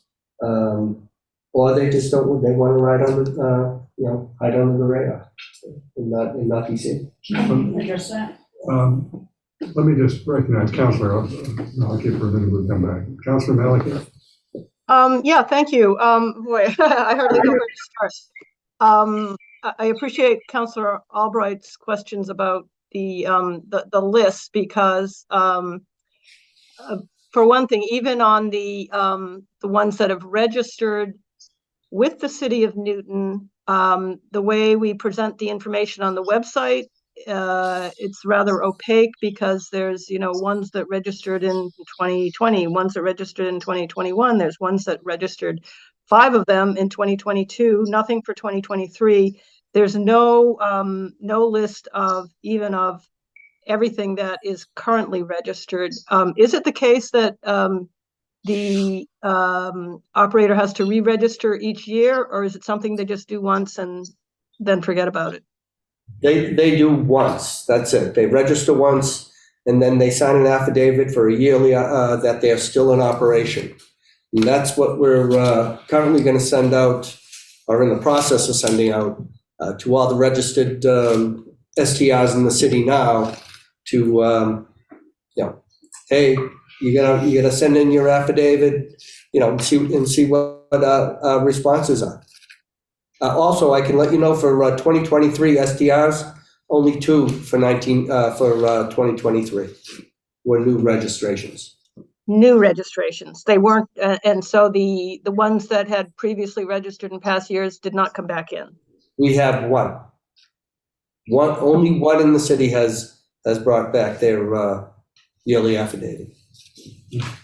Okay, could we instead have a, you can keep what's there, I guess, but could we, on the website, have a list of all that are currently registered that we know about, rather than people having to look through past ones and wonder if they're still good? Just to have a current list of who's registered? Yeah, so people know which ones are registered with the city, and I like and would support Councillor Albright's suggestion that we also have a list. I mean, it could be a table of ones, addresses registered with the state, addresses registered with the city, and, check whichever column, one or both apply, just so that kind of they're on the radar and people will be able to tell if what they think is an Airbnb is actually registered with somebody. Could we do that? One problem I see, though, is that on the state list, which I found today, they give you a street but no street number. Right. I assume the state does have the street number. Are they providing that to municipalities in any way? Are they giving the municipalities a complete list, with complete addresses? Not that I know of. No. And the other thing, the addresses don't tell you about the owners with multiple sites. Just to take an example, I think I first corresponded with you on this about the one, was it Hatfield or Fuller Terrace, where it turned out the owner had 3 different properties in Newton, which all seem to have multiple rooms being listed on the Airbnb website at the same time. And, at one point I could even see, other properties of this owner that you might be interested in. It was listed that way on the Airbnb website. So clearly, at most, one of them could have been her primary residence. So there were an awful lot of units that were in violation of the law at that point. How was that resolved? Yeah, I'd take that. So actually, thanks to your request for zoning on that, as far as we know at this point in time, that has ceased on all 3 properties. One of the properties is actually the owner's actual address. This is the Hatfield one I'm talking about, and there were 2 other associated properties. In addition, we found a zoning violation over on Hatfield, and then through more investigation on the other 2 properties, we found further zoning and special permit violations and building code violation on another couple of properties. They're in the process of obtaining after-the-fact permits, cleaning these things up. They are now atoning for their sins, and we don't see any activity as far as illegal short-term. Everything has gone to over 30 days or 1 year or such, longer term. So Okay. your efforts have resulted in the numbers that we had originally quoted and brought into compliance. This is why the request for zoning enforcement is important. So let me recognize 2 others, but I want to move the conversation to a question of what additional resources or information you need so we can see where we go with this item if we can. Councilor Kelly and then Councilor Kayla. Can I ask one more question? I might have more later, but have any fines been imposed generally? Like what have we assessed in fines total since the short-term rental ordinance has passed? And to use this, the multiple property situation stemming out of Hatfield, what fines were imposed there? That's fine. Well, I would, and Andrew Lee is here listening in, so I'd love for him to chime in on this. The process that everyone has to understand is that, A, we're seeking compliance, not cash, okay? And to fine someone, basically we send out violation letters, and the fines start when they start accumulating when these people receive the letters. Once they're in compliance, that all goes away. To actually collect fines, we would have to file a court case. And Andrew's, let me know if I'm wrong on this. This is typically how the fines work in any of our violations. No, you're absolutely right. Collection of fines, just because fines are imposed or the ordinance says that fines shall be imposed at X number amount per day, fines are very, very rarely collected. The whole point of the fines, again, is, as the deputy commissioner mentioned, it's compliance. And then there is a discretionary function of whether or not to actually pursue those fines, and that's only in the most egregious cases. We do have several cases right now pending in the district court and criminal actions for collection of fines due to zoning violations, other local ordinance violations, things like that. But they are, again, few. We use that very selectively when there's been really egregious violations that, at least I'm not aware of any for this particular ordinance right now that have been accelerated to that level. So that's as much information as I have on this particular ordinance. It just, this is echoes of 2019. Hang on a second. Councilor Maliki, let me recognize your colleagues first, and then I'll come back to you. Okay, thank you. Councilor Kelly and then Councilor Caleb. Thank you, Chair Baker. I'll try and be quick because I know you've got other stuff on your agenda, and Councilors Maliki and Wright touched on some of the things that I'm concerned about. We're hearing from many of the same residents in Ward 3, for instance, Eddy Street. I would like to put another pitch in for making the list available to us and the public, because when we hear from residents. I see one on the participant list. Chair Baker, I don't know if you take comments from the public at these discussion meetings, but we've heard of another one that is a chronic problem over on Lincoln and then is now using an Adams and a BookSav address to try and get away with it. And the issue of multiple ownership, there are a couple more of those that we're aware of. I missed the names of the two ISD staff people who are speaking, and I can see the hands of one and the other person is off screen. So I'm not sure who you are. And if you introduced yourself at the beginning or if Chair Baker introduced you, I missed that, so I'm sorry. But are you saying that the best way to look at all of these is to report it on through the website, through the inspectional? Yes, would be The Commissioner of Inspectional Services. Anthony Ciccarello, Commissioner of Inspectional Services. Okay. I'm the one you can't see, I believe. Yeah, I think you are the mystery voice to my extreme left. Yes. So your question again was, the best way to do this would be for request for zoning enforcement. So, and that would be done on the NewGov system. Very easy with an email and a password. Everybody. I've done some of those, not for short-term rentals, but so I see the woman who keeps contacting us, for instance, about the one over on Lincoln Road. That is the best way to get you guys to take a look at this, would be for her to fill that form out. Correct. And I heard at the beginning of this conversation about the list of how many people were registered with the state and how many local. As I read our ordinance, they have to have both a state certificate and a local operator affidavit. Isn't that true that they really need both of those things to be certifiable in the city of Newton? You are correct. So when you discuss, one or the other, that doesn't cut it. They need both. Correct. And that's one of the Operate things. Newton, you do. And that's one of the things you look into when you get a complaint about them. Yes, we couldn't register them here in the city unless they were registered at the state first. And if people write or call you, that doesn't help. That doesn't initiate the investigation. They need to do it on the form. They do. Okay. Yeah, it needs to be documented. This way we can follow it through the system and all the way to hopefully prosecution if need be. Well, I'll follow up with that. I know my colleague counselors will, and I assume that the resident I see on the participant list will also. And also about the multiple ownerships, because, you were right when you pointed out that you can't be living in all three of the locations. One must be your primary residence. So some of these people we know who are operating multiple short-term rentals, Airbnbs or Verbos, there's something not right there. Okay, thanks. Move on. Thank you, Councilor Kalins. And then come back to the committee and Councilor Malikan. Yeah, Councilor Kalins. Thank you, Mr. Chair. So on fines,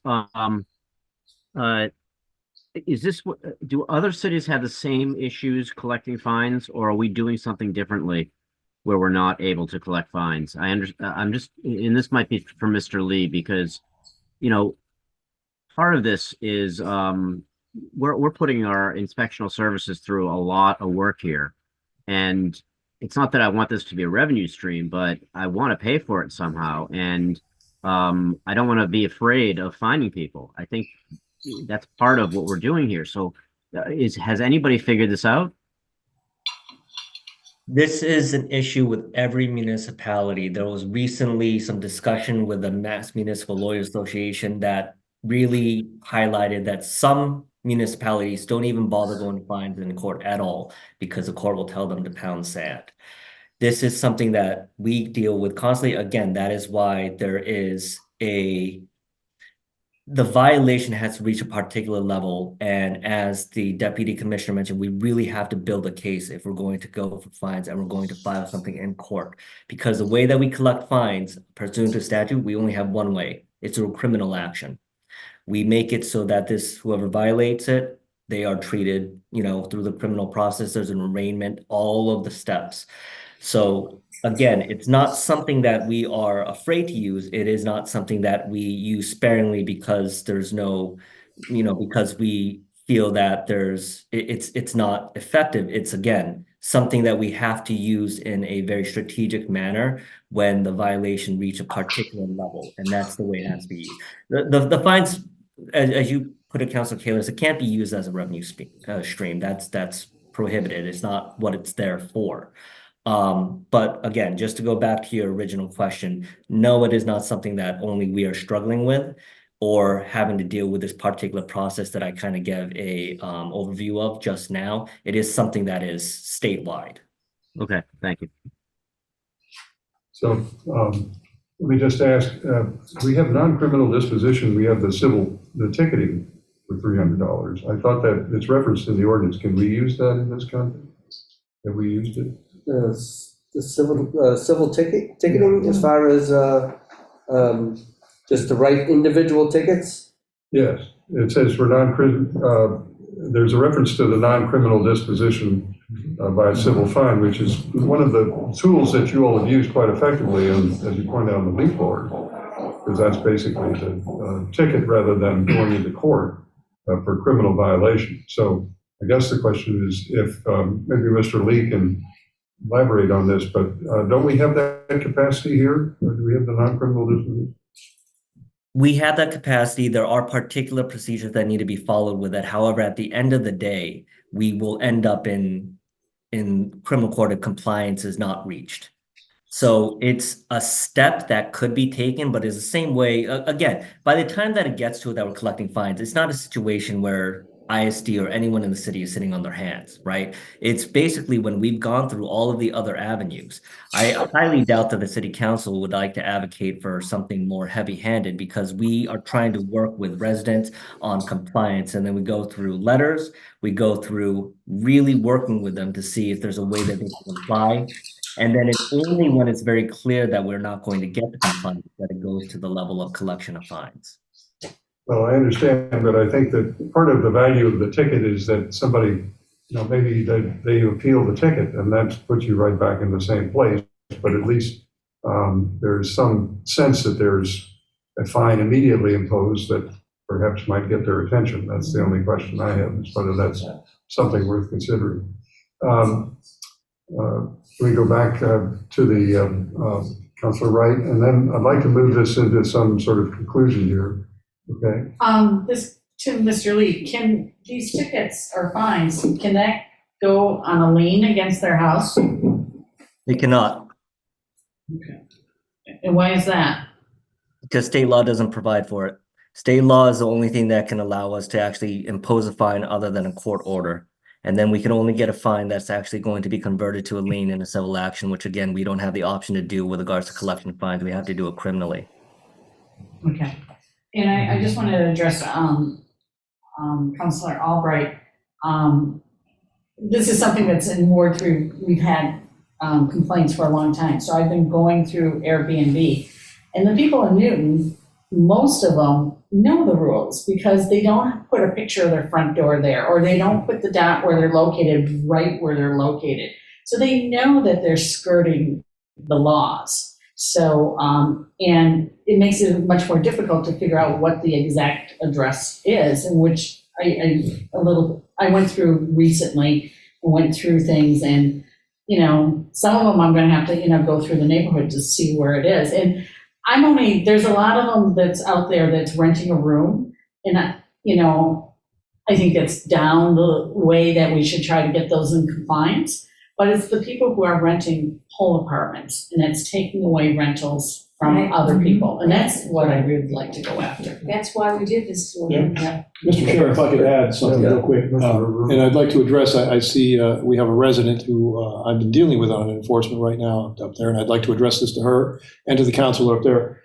These cases take time. You have to have patience and give us patience. A particular case that she's involved with, we have been to the residents. We have issued violations. Fines are accruing. When I was there, I pulled out my tablet and I went through the Airbnb listings. And they had disappeared. And the gentlemen that were in front of me listing this were the tenants, not the owner. And I was there with the owner, who was shocked that the tenants were misbehaving in this way. And you can't write a ticket in that case because the violation is now no longer, it's evaporated, okay? So writing civil tickets for a leaf blower, that's real easy. We take a photo, you're done. Now we can write the ticket. This kind of stuff here, we need to build the case, as Mr. Lee said. Now, as of the last couple of days, we have now issued further violations on this property for building code and for illegal lodging house. So I want the resident to know that it's still an ongoing investigation, it's still an ongoing enforcement, and it does take time. You have to have patience with it. Now, to address the problem that people had mentioned about multiple locations, well, what happens is someone might, like for instance, we have 1-2 family where the owner leases one of the units to their son. And then this ordinance allows the lessee to go ahead and run the Airbnb as the operator. And that's what's going on. So that one house can have how many people? 18, 19. Right? 9? 9. Yeah, right? So this happens. You might have a married couple that the house is in one name, the other house is in the other name, you know? So any agreement, you can have any owner say, I give you the agreement to rent this. No. So I think you should really look at the ordinance a little bit more to tighten that kind of stuff up. That's where I want to go, is to ask if, and again, I don't want to cut off comments from our colleagues, and we have a resident here, but we've got a lot on the agenda. What I'm interested in is whether there's any interest in the committee of working with Mr. Barulis and the commissioner to see what amendments might be in order to assist the enforcement process. Because I think we're all interested in having you have the tools to do what you need to do. I mean, there's some administrative things that have been suggested about the website and so forth. But I would like to see us move something forward if we can in order to improve the situation. Because again, the master purpose behind, not master, but when primary purpose was to keep these properties open for general rental, not have them diverted from the housing stuff. So, well, I mean, let me hear from the commissioner. I mean, they are private properties, and Right. people can do what they want as long as they're in conformity with zoning. Okay, I understand the need for having, the housing stock, but I mean, people will do what people do. No, I understand, but we want the ordinance to be as effective as we can. And if there are improvements that you all see needed to be done, that we can entertain, and I'd like to make sure that we bring them to us and somehow we get a hold of those. All right. So, now, Councilor Danvers. Just quickly, on the last comment in discussing ownership, for example, if it's a father and a son, the father has to live in one and the son has to live in the other. Husband and wife, you can have the ownership, but the husband has to live in house A and the wife has to live in house B. And if that's not the case. 9 months out of the year. 9 months out of the year. And still, You have to be able to prove it. that's right. Voting records is one place, we could. Probably a happier we could go to. But I think the point that Chair Baker made about our wanting to know as a committee what tools can help you in ordinance changes to be more effective. Well, we can discuss this with ourselves and with the law department and see what we can come up with. That I agree with. Because we can do that, we can tighten up the ordinance. But we need to, it's very helpful to know from you, your boots on the ground, what do we need to do? Okay. So I'd like to conclude the argument, but not the argument, the discussion, but I want to recognize Councilor Maliki, who's been patient, and then the resident, I'd just like to recognize her. Councilor Maliki. Thank you. And before I forget, I hope we can leave this item open while, measures are worked on. But a couple more questions. Mr. Marvell, you mentioned to me several months ago about it's not just, the kind of the visible platforms like Airbnb or Vrbo that we know about, but there's like foreign language, platforms and I guess other lesser well-known ones. Do you have any sense of what's out there that you can't even keep track of? And second question, there are these services or companies that kind of do the searching, the auditing, searching what's out there for municipalities. Has Newton looked into hiring one of those services? So to answer your question, the second one, there are companies, they call them, they do scrapes of these different sites, and they try to match up with the properties, similar to what some of the counselors have done on their own and some of the residents. I'm not sure that that's totally what's needed, because in the end, we've already targeted a lot of properties, and we said, hey, we think are cases going on here. You still have to build the case. You still have to be able to prove that it's less than 30 days. You still have to be able to prove that they are there 9 months of the year and whatnot. So there's a lot more that goes into it than just identifying a potential property. You see, you can get all kinds of lists from companies, and I don't know that the money is well spent when you hire someone like that if it doesn't come to fruition and you actually get the compliance. You see. So thank you, Councilor Malachy. May I recognize the resident briefly, and then we'll. Bert, you want to identify yourself? Okay. You're muted, Ms. Burt. Oh, I'm sorry. I wasn't sure if I would have a chance to say anything. Good evening. Can everybody hear me? Yes. I just asked you to be brief. Sorry, yeah, I'll be very brief. I just want to say to the gentleman that was speaking that the house across my house, across the street, what they do, he owns their house and another one. And this house right here is a 2-family house. In one side, he rents for regular rental. The other side is 3 bedrooms. All 3 bedrooms are listed to be rented in Airbnb. Each one rents $67, $70. And because you send him the letter, what he did now, that I just catch today, he changed the location of the house. And now he's listed the property as in Crook Street. It's not more Lincoln Road. But the edge is there, and he's still having people over. And it's constant, like every week. And he rents the 3 bedrooms. He has another property with another 3 bedrooms. He's doing the same thing. He even hired like a person that just, do that, and he put it ads for even international people. Because the first contact I have across the street was a couple from France. Very nice couple. They were coming with their luggage. They show me their screen where they rent it. Airbnb, you can come from anywhere in the world. It's not just here. So whatever you did, he got the letter. He removed his name. He doesn't show his name as a host. And he changed the address. He just provided the address when you pay him. So then he provided the address. This is very frustrating. I am to my limit right now. I'm sorry. It's just too much. I appreciate your time. It's understandable. This is another one of the tricks that people use. So, thank you, Ms. Burt. I'm going to recommend that we hold this item if Councilor Krinsman. I will move hold.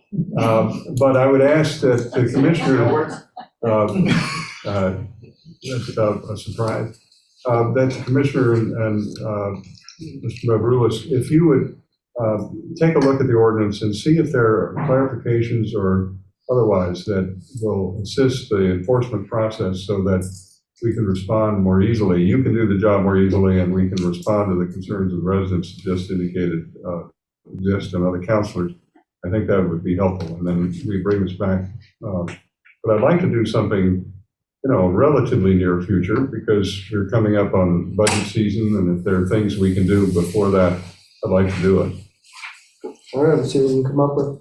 Okay. Thank you.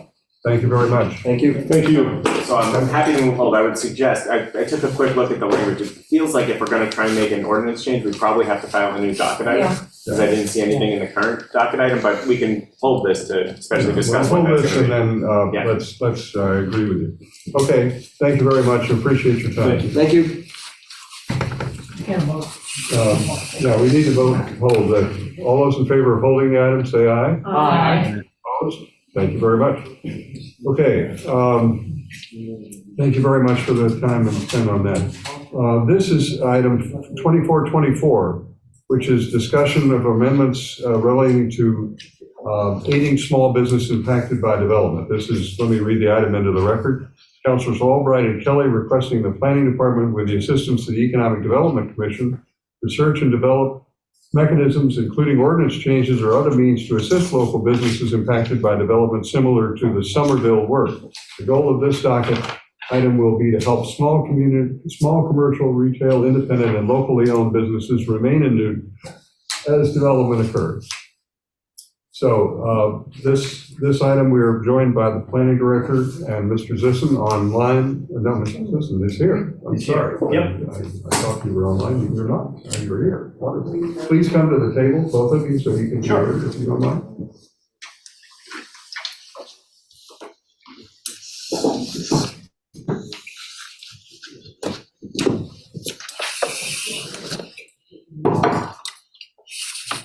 Thank you, Mr. Yep, I'll So take this off and then hand it to John. I just want to indicate there's a substantial memorandum attached to the committee agenda, which goes into some detail about a variety of initiatives, which is available to everyone. But I'd like, Mr. Zisson, if you'd be comfortable summarizing what you think is a response that would be helpful here.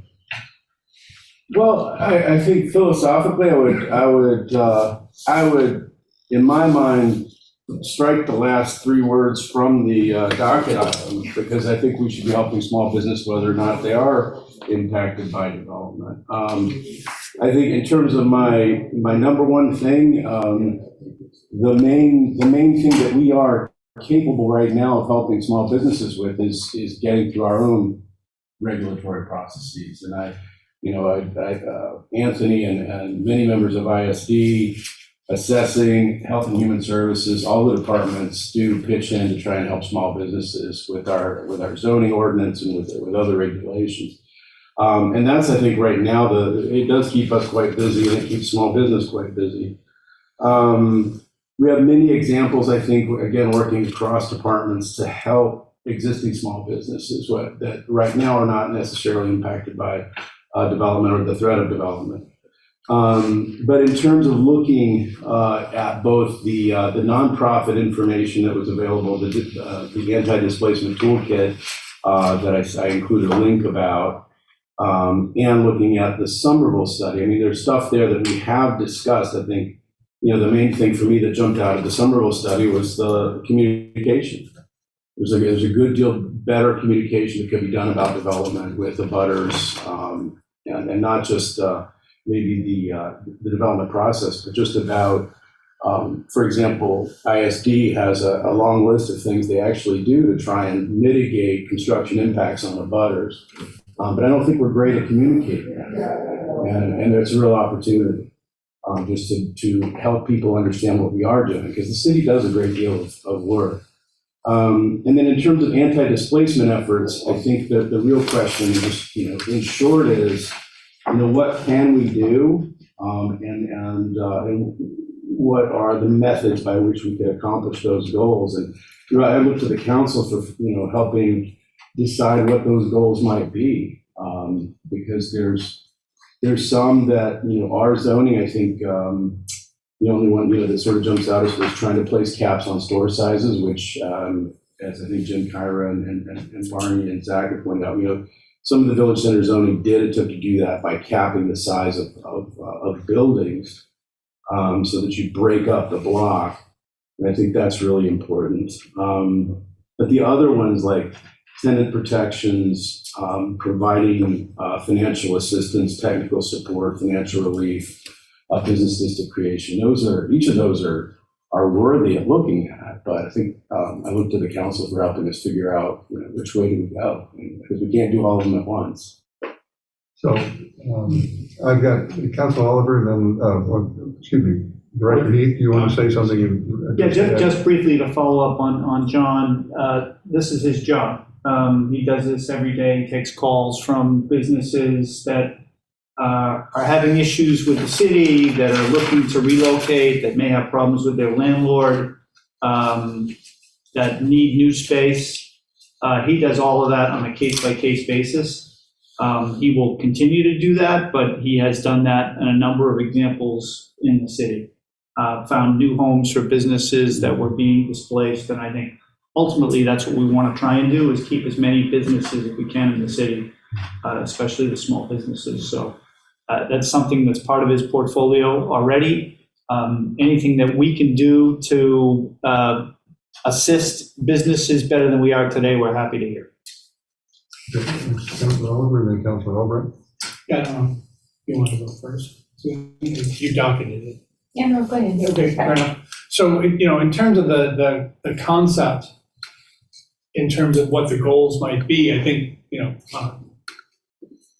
Mr. Heath just struck a chord with me. It's very much if a business wants to remain in Newton, they don't own the building, their building is being significantly renovated, torn down, redone, whatever. I would love to see us create, I don't know if it rises to the level of an ordinance by any means, but certainly a program that, all of the businesses in Newton are aware of, can avail themselves of, that helps them stay in Newton if that's what they want to do. And then theoretically, right, that would be step one. Step two would be, and then help them get back into where they, were theoretically temporarily relocated from, right? Someone has to move from, Waban to Nonantuman back to Waban if that's what they so desire. I would love to see us create a program that facilitates that in whatever capacity might make sense. Like, to me, that's the North Star, because I think that what we heard a lot of during the VCOD conversations is, well, what if and what about, and hey, if we are going to look to redevelop, rescale, if you will, our village centers, some of these guys are going to be at risk. And some of these businesses have been here a very long time. A lot of the residents place perhaps a higher value on those businesses, right? Because they're locals, their families are here, they grew up with these businesses. If they want to stay, we should do whatever we can to facilitate. And beyond that, there's a heck of a lot of conversation to figure out the how, because I know that it's, to a certain degree, pushing water up a hill. But I'd like to figure out what we can do and make it so. Councilor Albright? Yeah, sure. I think Councilor Oliver stated a lot of it. I think, the new village center zoning is by right. So it's not a special permit process anymore. It's got its own process. And I don't know how the developer of a building relates to the city when they come to, at what point do they come to us and say, I'm going to renovate this building, I'm going to tear it down, or I'm going to do something to it. So at what point, I don't know how you intervene when everything is by right. I feel like there needs to be a process for that. And it needs to be well known how, I'm going to renovate this building in Newton Center, and and the rent will probably go up. So that's a whole other problem, is when these people get displaced, they may not want to come back to the same building because the rent might be double what it used to be. So how can we help people find, or can we help people find new places so that they can relocate to another village if possible? Now, I know you do some of that now. You help with that now. We do. We both, and it's great because you connect, a business to you're solving two people's problem. We had in West Newton, we had the old bike store that had been empty for years, and Paula and Dancer's Image was having difficulty with her landlord. I probably shouldn't specify specific businesses, but that's one case I helped. There's a florist anyway. So we solved both their issues, and that was great. But then there's others that's just one way we can help people. I think finding entrepreneurs and connecting them with more experienced business people is a great thing. I think one wonderful network in Newton to do that. We have wonderful office buildings that are not far from village centers. There's a florist on Watertown Street, and there's wonderful Chapel Bridge Park with hundreds of employees, a captive audience over there. And there's not enough of a connection between the merchants on that street and all the potential customers in those buildings. And so we've tried in some ways, and I don't, it would be wonderful if we had a merchants association to do certain aspects of this. I don't have the capacity, and I can't, we have multiple villages, and you really need a very geographically specific, I think, merchants association.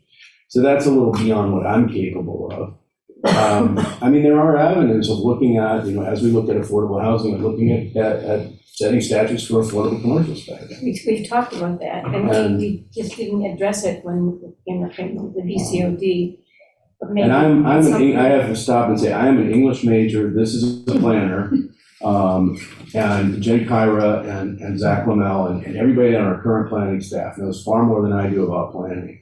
But yeah, I'm very, very supportive of ways in which we can maintain that vibrancy that you have when you have a lot of small shops on the street versus one block with one great big street. Yeah. No, I think I think you've got the right image that we want to keep small stores. And I'm not sure has there been a lot of push to have a one big store instead of a lot of little ones? Well, I think that, what do they call them, credit tenants, the national, you have the national tenants that like a certain brand new big floor plate. But we also have, for, say, to have a local business incubator, we need smaller spaces. And I don't know, and honestly don't know the mechanism by which you accomplish that with, what role does public policy have in that? What role does zoning have in that? So let me just. Can I just? Yeah, you want to ask one follow-up? Just a follow-up. I mean, you've raised a lot of interesting ideas, some good ideas, a lot of them. And as you said, you're only one person. So, I mean, that seems to be a problem that we ought to try and solve too. Do we need a staff person for John? So, yeah, go ahead. I think the Somerville they throw out a lot of different ideas, and John is in contact with them to see which ideas will actually move forward, and we'll closely monitor that. As he said, the Harvard Business School looked at that. I wouldn't be opposed to our kind of maybe bringing in a group to look at what we might be able to do here in Newton as well. It's so much of this, I think, relates to tenant landlord issues, and ultimately it has to do with finances. And, where the money is going to come from to accomplish this, and whether you build something in as part of a redevelopment that requires something. I'm not very familiar with communities that have done this. I think Somerville threw out a lot of ideas. And I don't know if Cambridge has anything on the books that they're doing in this regard. So it's complicated stuff, I guess, in other words. But it's really kind of on the ground stuff. And I think Councilor Oliver had some good suggestions in terms of some initial stuff that we could do to be ready when something like this happens, to be able to provide some level of assistance that we can offer to businesses. So. And a process for how do you even know? How can you even know that you need to intervene when someone's coming in with a by right thing? How does that work? So you just need to have a process in place for it. So let me just indicate we've got several councilors who'd like to speak. I've got Councilor Wright, Councilor Getz, Councilor Kelly, then Councilor Downberg. So Councilor Wright. So one idea maybe to help with share the workload is each village try to get one of the owners, business owners, kind of be as a collective group. And because they tend to, they're concerned about their village. And then that one person can work with the planning department and with that communication. And they'll know more, if a place is opening up or whatever, because they're right there in each of those villages. So I think something like that would work out.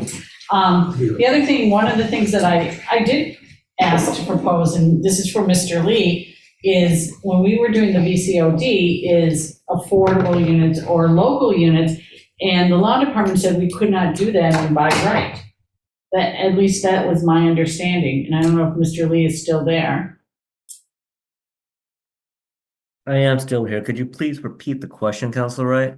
So when we were discussing VCOD, and one of the things I brought up is, restricting for the larger footprints, smaller units or local units or lower rent, and which something like we did on Trio, but I was told by the law department we cannot do that for by right units, by right projects. You mean control how much they would rent the unit for? Or the size, or making that it could be a non-chain type of thing. So you're presenting a whole host of different regulation mechanisms. With regards to the chain, we've been very clear, and this is very much set in case law, that we can't govern who the owner of the property is. We can't regulate that.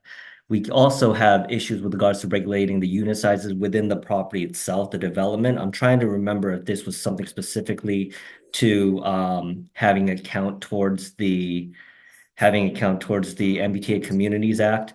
But with regards to the particular question of saying if we can, through zoning, control the number of units that something has, I'm trying to recall the exact proposal. It's not coming to me. The one with regards to change, I remember very distinctly, but the other proposal, I don't quite recall it arising in our VCOD conversations. I just add to that, so what we've talked about is having like our inclusionary zoning, which is for people living there, but having inclusionary zoning for people renting there for commercial purposes. That was one thing we've talked about. Yeah, and also, again, we wanted some smaller size. If it was a bigger footprint, that there would have to be some smaller size retail spaces. But in our discussions, at least what I was understanding, is because this is by right, we can't make those restrictions. We can do it by a special permit. We can do almost anything with a special permit, but by right projects, we have the state law really that governs us there. Is that correct? So there's no constraints we could be putting on to some of these bigger footprint projects. That's right. Generally speaking, zoning doesn't control what's happening in the interior, right? We're worried about dimensional controls, setbacks, things like that, the relation of the property to other properties around it.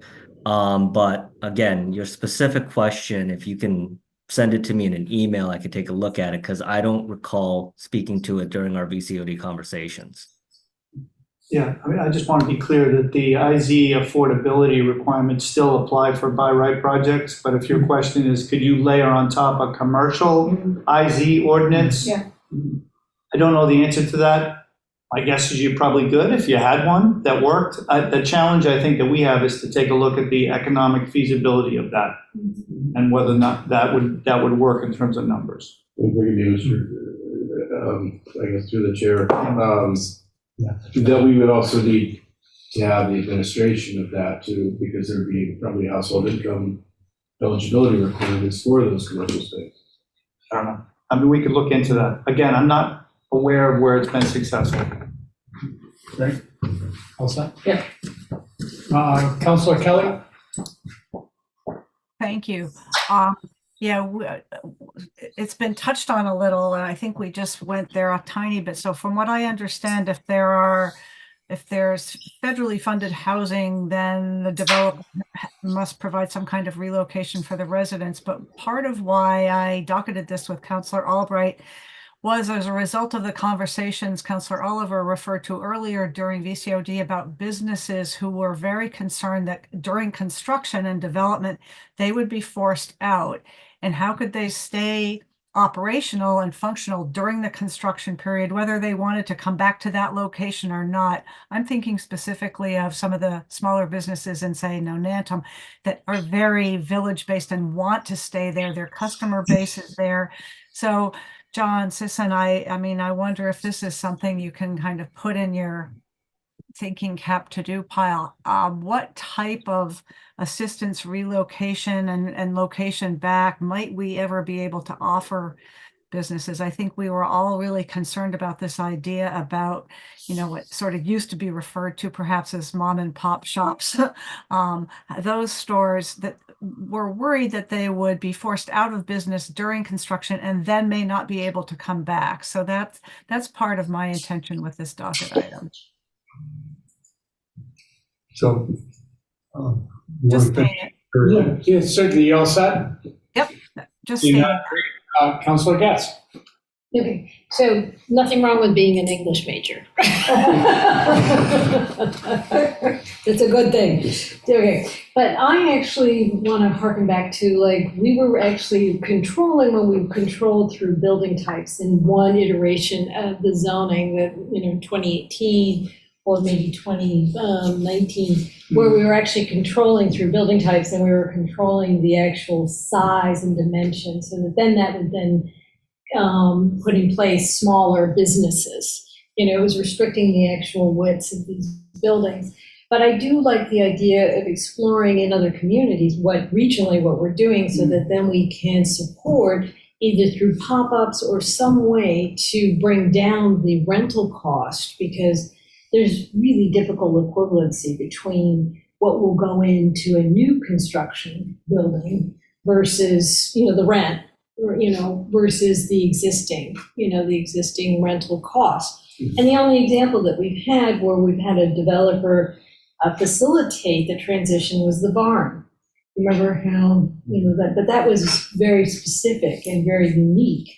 So I do think that there's got to be some type of process where we can help existing buildings make these transitions, or that they reformulate or in some way go into a new construct that makes the rents affordable. And, we don't have the building type controls now, so we've got to figure out another mechanism.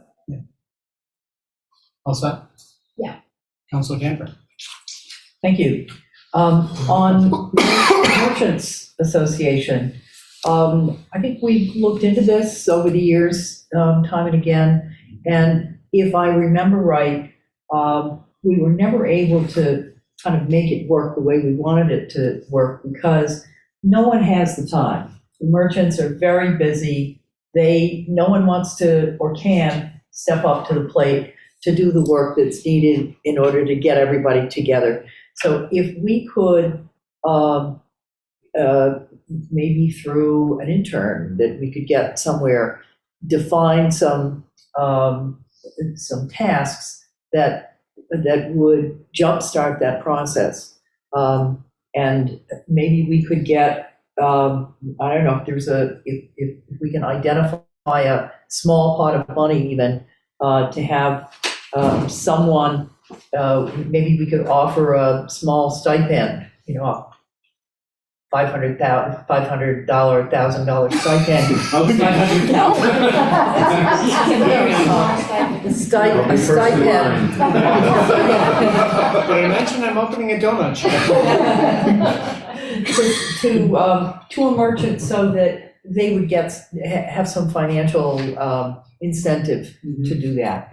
How do we know when a move is going to happen?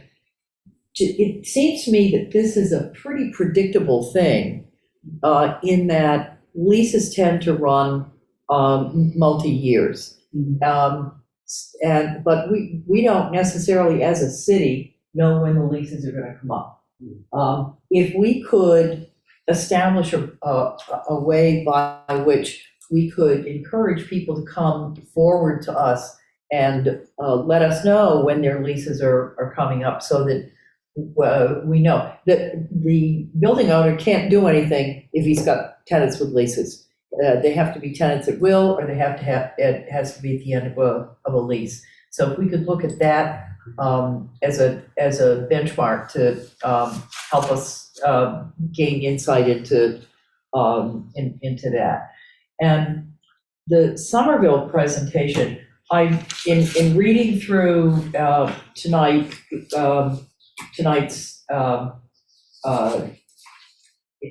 plan here, there are some very interesting thoughts that come out of what Somerville is doing and has done.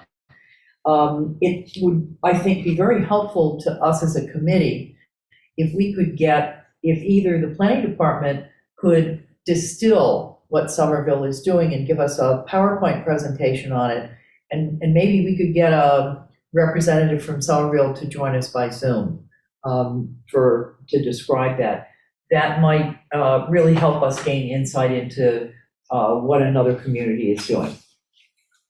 Okay. Anybody else?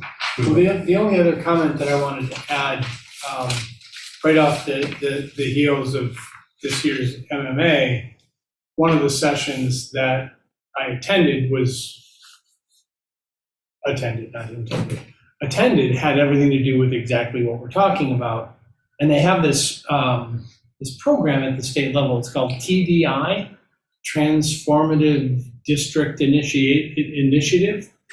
And you have to sign up to it, and it's a for-profit entity that comes in, organizes the businesses, right? And it might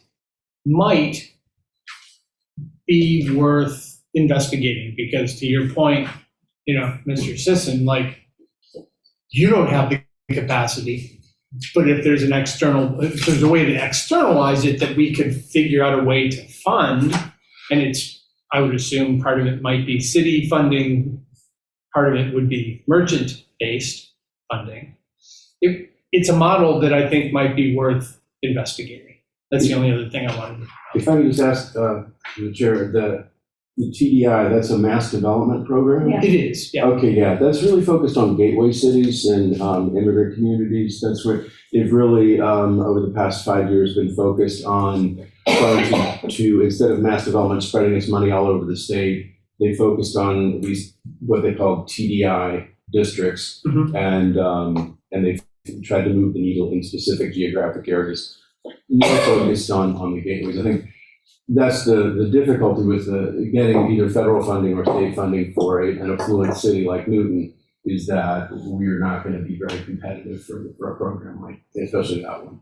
Okay. But yeah, it is a good model. I like that. And that's where I was more interested in talking about the model itself as opposed to that program, because you're right, it is gateway cities. So to bring a conclusion to this conversation, I think the question is I hear the members of the committee and those who are not members but are counselors who docketed it, that they're looking, I think, to you, Mr. Sisson, to come back with some specific recommendations of things you would do in addition or differently because of some of the conversations you've had.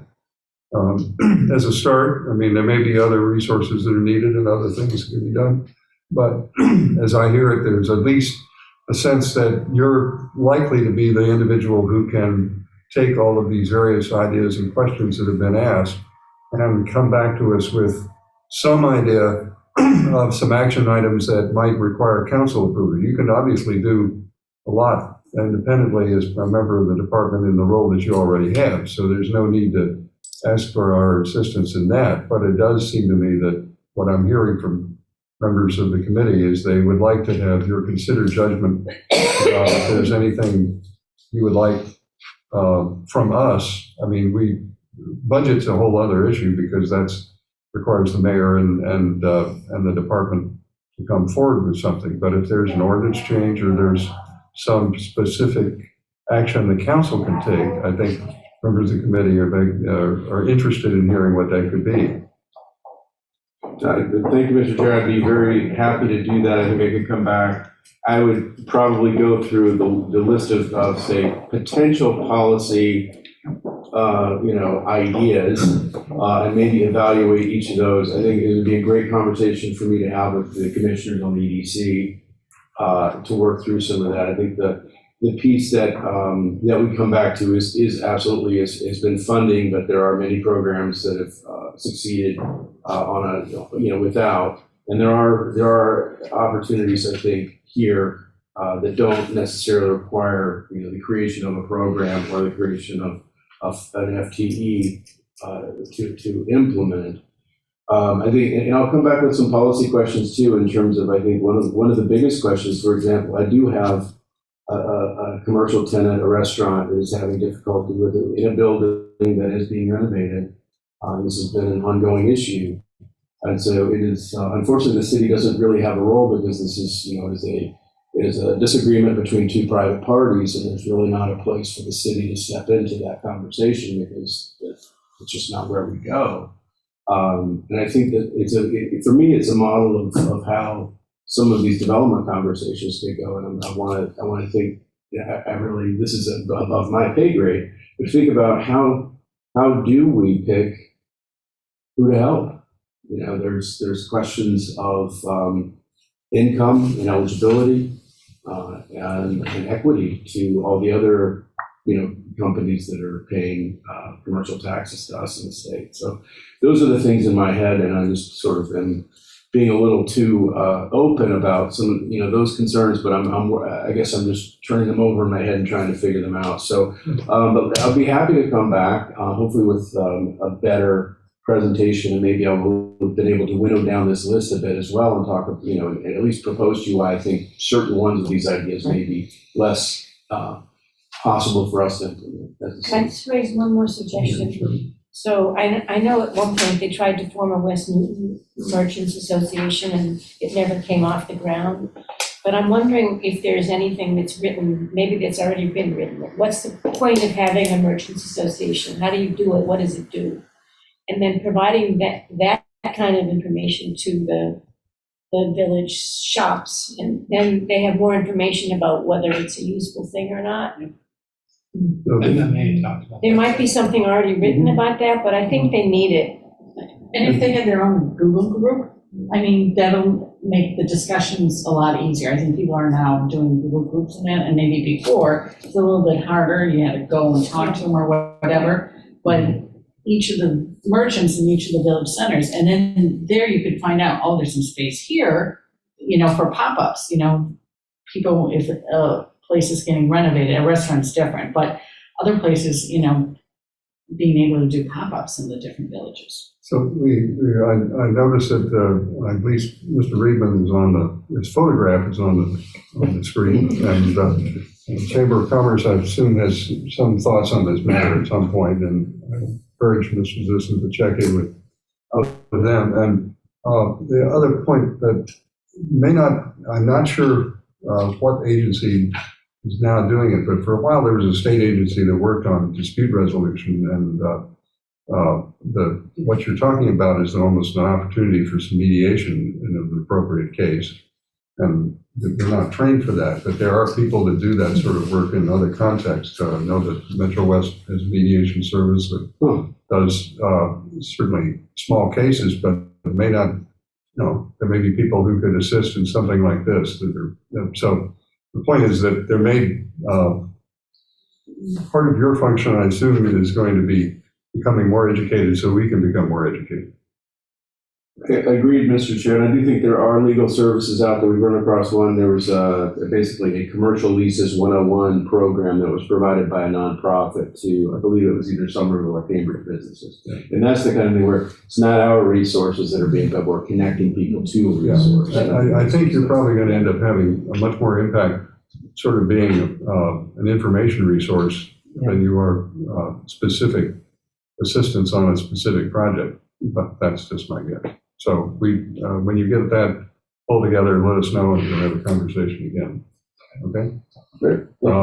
Councilor Kurtzman. Move hold. Thank you very much. All those in favor of a motion to hold, say aye. Aye. Opposed? Thank you very much. Now, we have one other item on the agenda, but it's a very significant one, and Ms. Berwick is still here, I hope. She is. Mary, thank you very much for being so patient. This is an item that the council has addressed before, but now it becomes not just an idea, it becomes something that is likely to have impact. And it's the whole process of going to electrification. We have documentation, but I think that it's important for people to understand the scope of what is being done, because a major renovation project under the ordinance as proposed can be a small project in some places and a big project in other contexts. So I hope you can take us through what we're being asked to do and then in turn recommending to the council.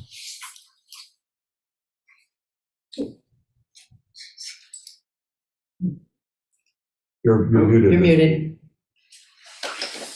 Okay, can you hear me now? Yes, yeah, that's great. Great. Thank you. Yep.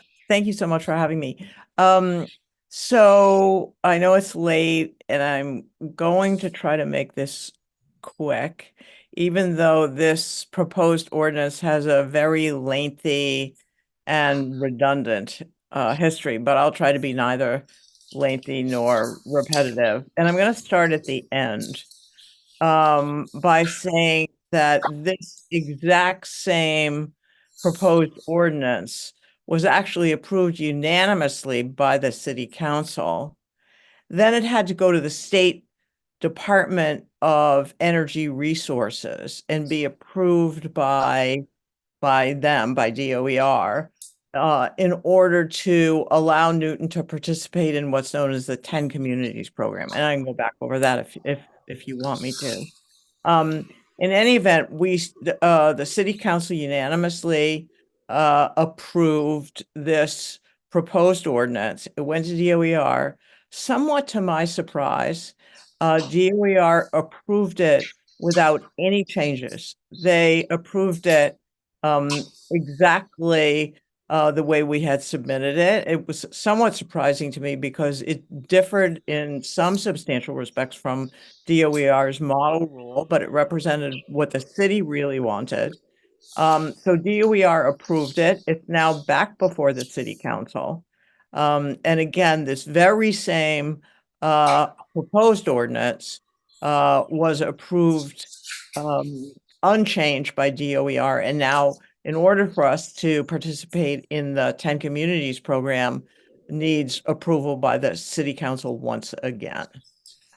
I'm happy to circle back to how all this came to be, what the 10 Communities program is, but if you would please let me know whether you think that's appropriate or whether everybody already gets that picture.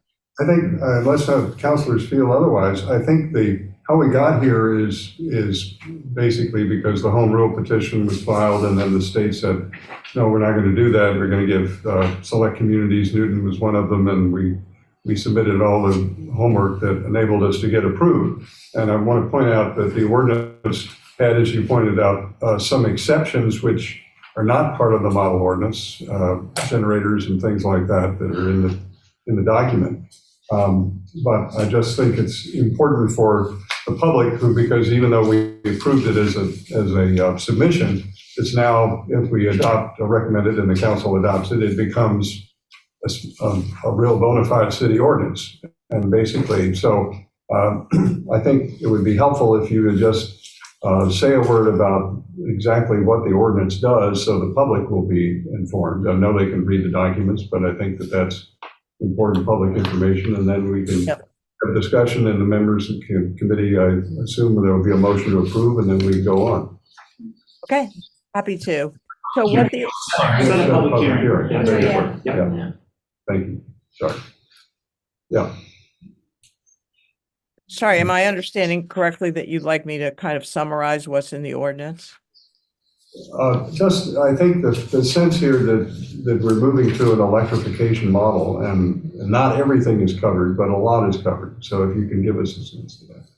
Yes. So what this ordinance does pursuant to the state's 10 Communities program is to say all new construction, not existing construction, all new construction and substantial renovations need to be all electric. So that's heating, cooling, cooking, hot water.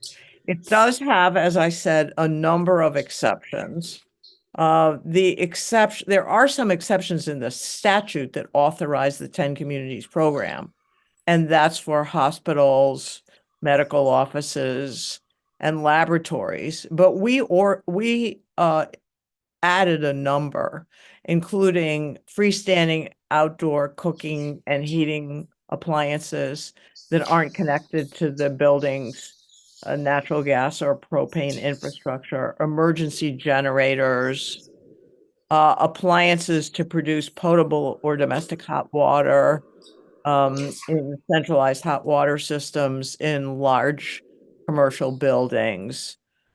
And we also added and there are a couple of other exceptions as well. And we also added a provision that ISD urged its importance for waivers.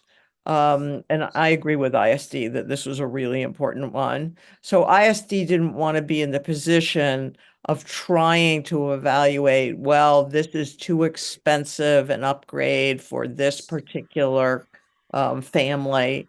And so urged that we submit to DOER for their approval a provision that said if a building professional on the team, on the building team, certified that the cost of the project would increase by 50% or more compared to the cost of complying only with the requirements of the applicable building code.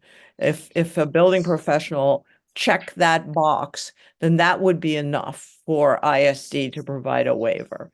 So that was frankly what surprised me, passing DOER's approval. So we got a draft ordinance back from DOER that's precisely what the city council passed for submission to DOER for their approval in the first instance. And thank you, that's very helpful, and I have to apologize, I took the wish for the deed. We have to do this public hearing before we actually, I think, adopt the ordinance, right? Am I correct the process, or do we adopt the ordinance first? Ms. Lee, do you want to give us any guidance on this? So we have to hold a public hearing before the city adopts the ordinance. That's the guidance that's been provided in the model rule by DOER. Okay, so the operational decision before the committee is set a public hearing, right? That's correct. Okay, thank you. Any other questions, or Councilor Wright? Actually, I'd like to ask Mr. Lee a question, which is the one blank in the proposed ordinance is the effective date. And should there be some discussion of that before the public hearing or after the public hearing? I would defer to the committee on whether they would like to have discussion before or after the public hearing.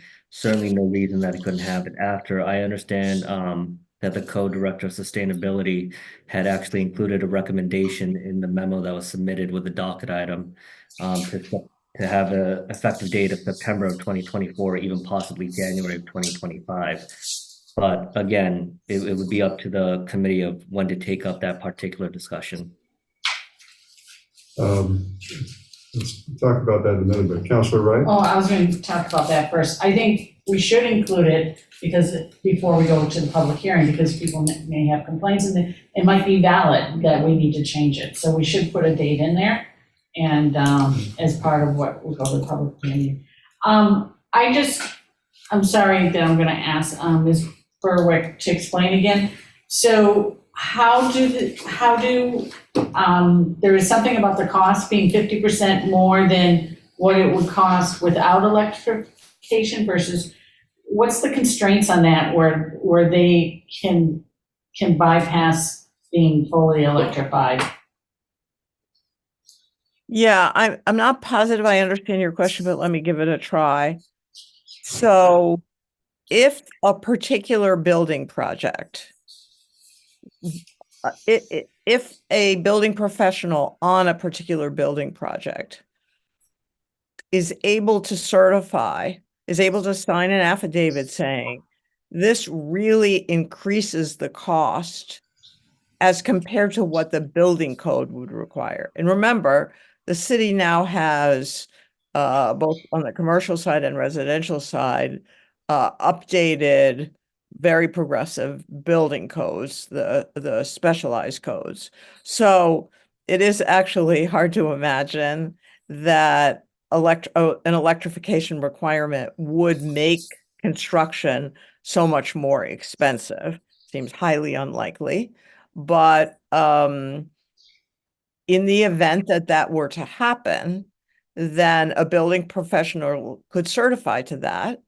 And ISD would be in a position of saying, You just have to follow the building code, which in our case is one of the specialized codes, residential or commercial, and not fully electrified. Now, there are circumstances in which the codes themselves, although they never require electrification, very much encourage electrification, such that the failure to electrify might in fact be what's more expensive.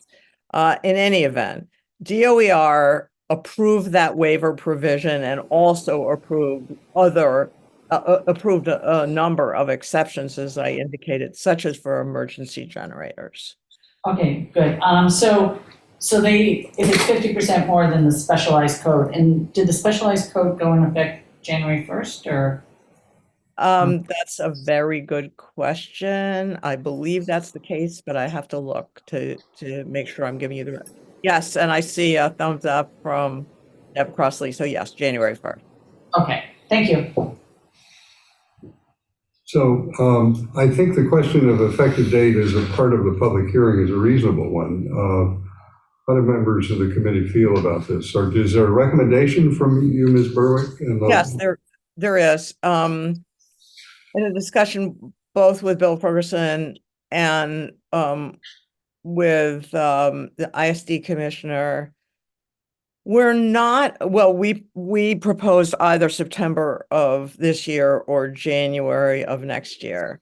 And the reason we're not really pushing hard for a very quick implementation is that we feel that the city, both the city as city, ISD, the law department, all of us planning, climate and sustainability, and building professionals are under quite a serious challenge having to adopt the new building codes.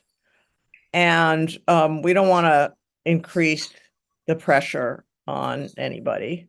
So we think it makes sense to somewhat delay the implementation date to either, as I've said, either September of this year or January of next year. I mean, those are somewhat arbitrary, could just as well be November, right? But that's what we are proposing. Well, I guess we don't have ISD here, but maybe the planning department could, Mr. Heath has some insight as well. Is there a sort of a seasonal issue in the sense of if you're saying September, you're going to have building permits pulled in during the summer? If you say January 1st, they might, they assume that there will be some people who will try and get in under the deadline. And the question is just the management of the flow of public information and getting the work done. Do you have a sense from the planning department's perspective, which of those dates?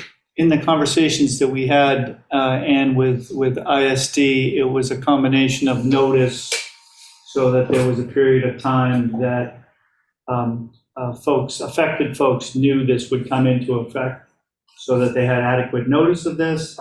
And secondly, so that ISD was prepped and ready for this as well. So, and I think when we talked about both of those issues, we looked at September 1st being kind of the earliest and January 1st being kind of the latest. That's as much as I can add on that. So members of the committee have any preference about how to proceed on this? I think the idea of having a date in the public hearing makes sense. Yeah. So, but at least we have something to propose. And I'm sorry, it just seems logical to me that January 1st makes sense. This is a significant change for someone who's currently considering a massive renovation or a new build. It just seems to me giving them notice is only fair. January makes sense. Yeah. Second. Third, fourth. Anybody else? Councilor Kalis raised his hand. I agree. So do I. All right. So, and I as well. So I think let us I think that the vote before the committee is to move set a public hearing with a January 1st effective date in the draft. Yes, I would move that we have the public hearing on February 26th and including the January 1st, 2025 effective date. Okay. All those in favor say aye. Aye. Okay. Anybody opposed? All right. I think that, thank you. I think that's the actual business we have to do with this item tonight, correct? There's nothing else. You also need to hold the item. Yeah, okay. But I mean, all right. Councilor Prince. I'm a vote. All right. How useful. All right. All those in favor say aye. Aye. Thank you very much. Motion to Opposed? adjourn. Okay. Anybody else? Is that a norm as well? You're. I think Josh would yield a few motions.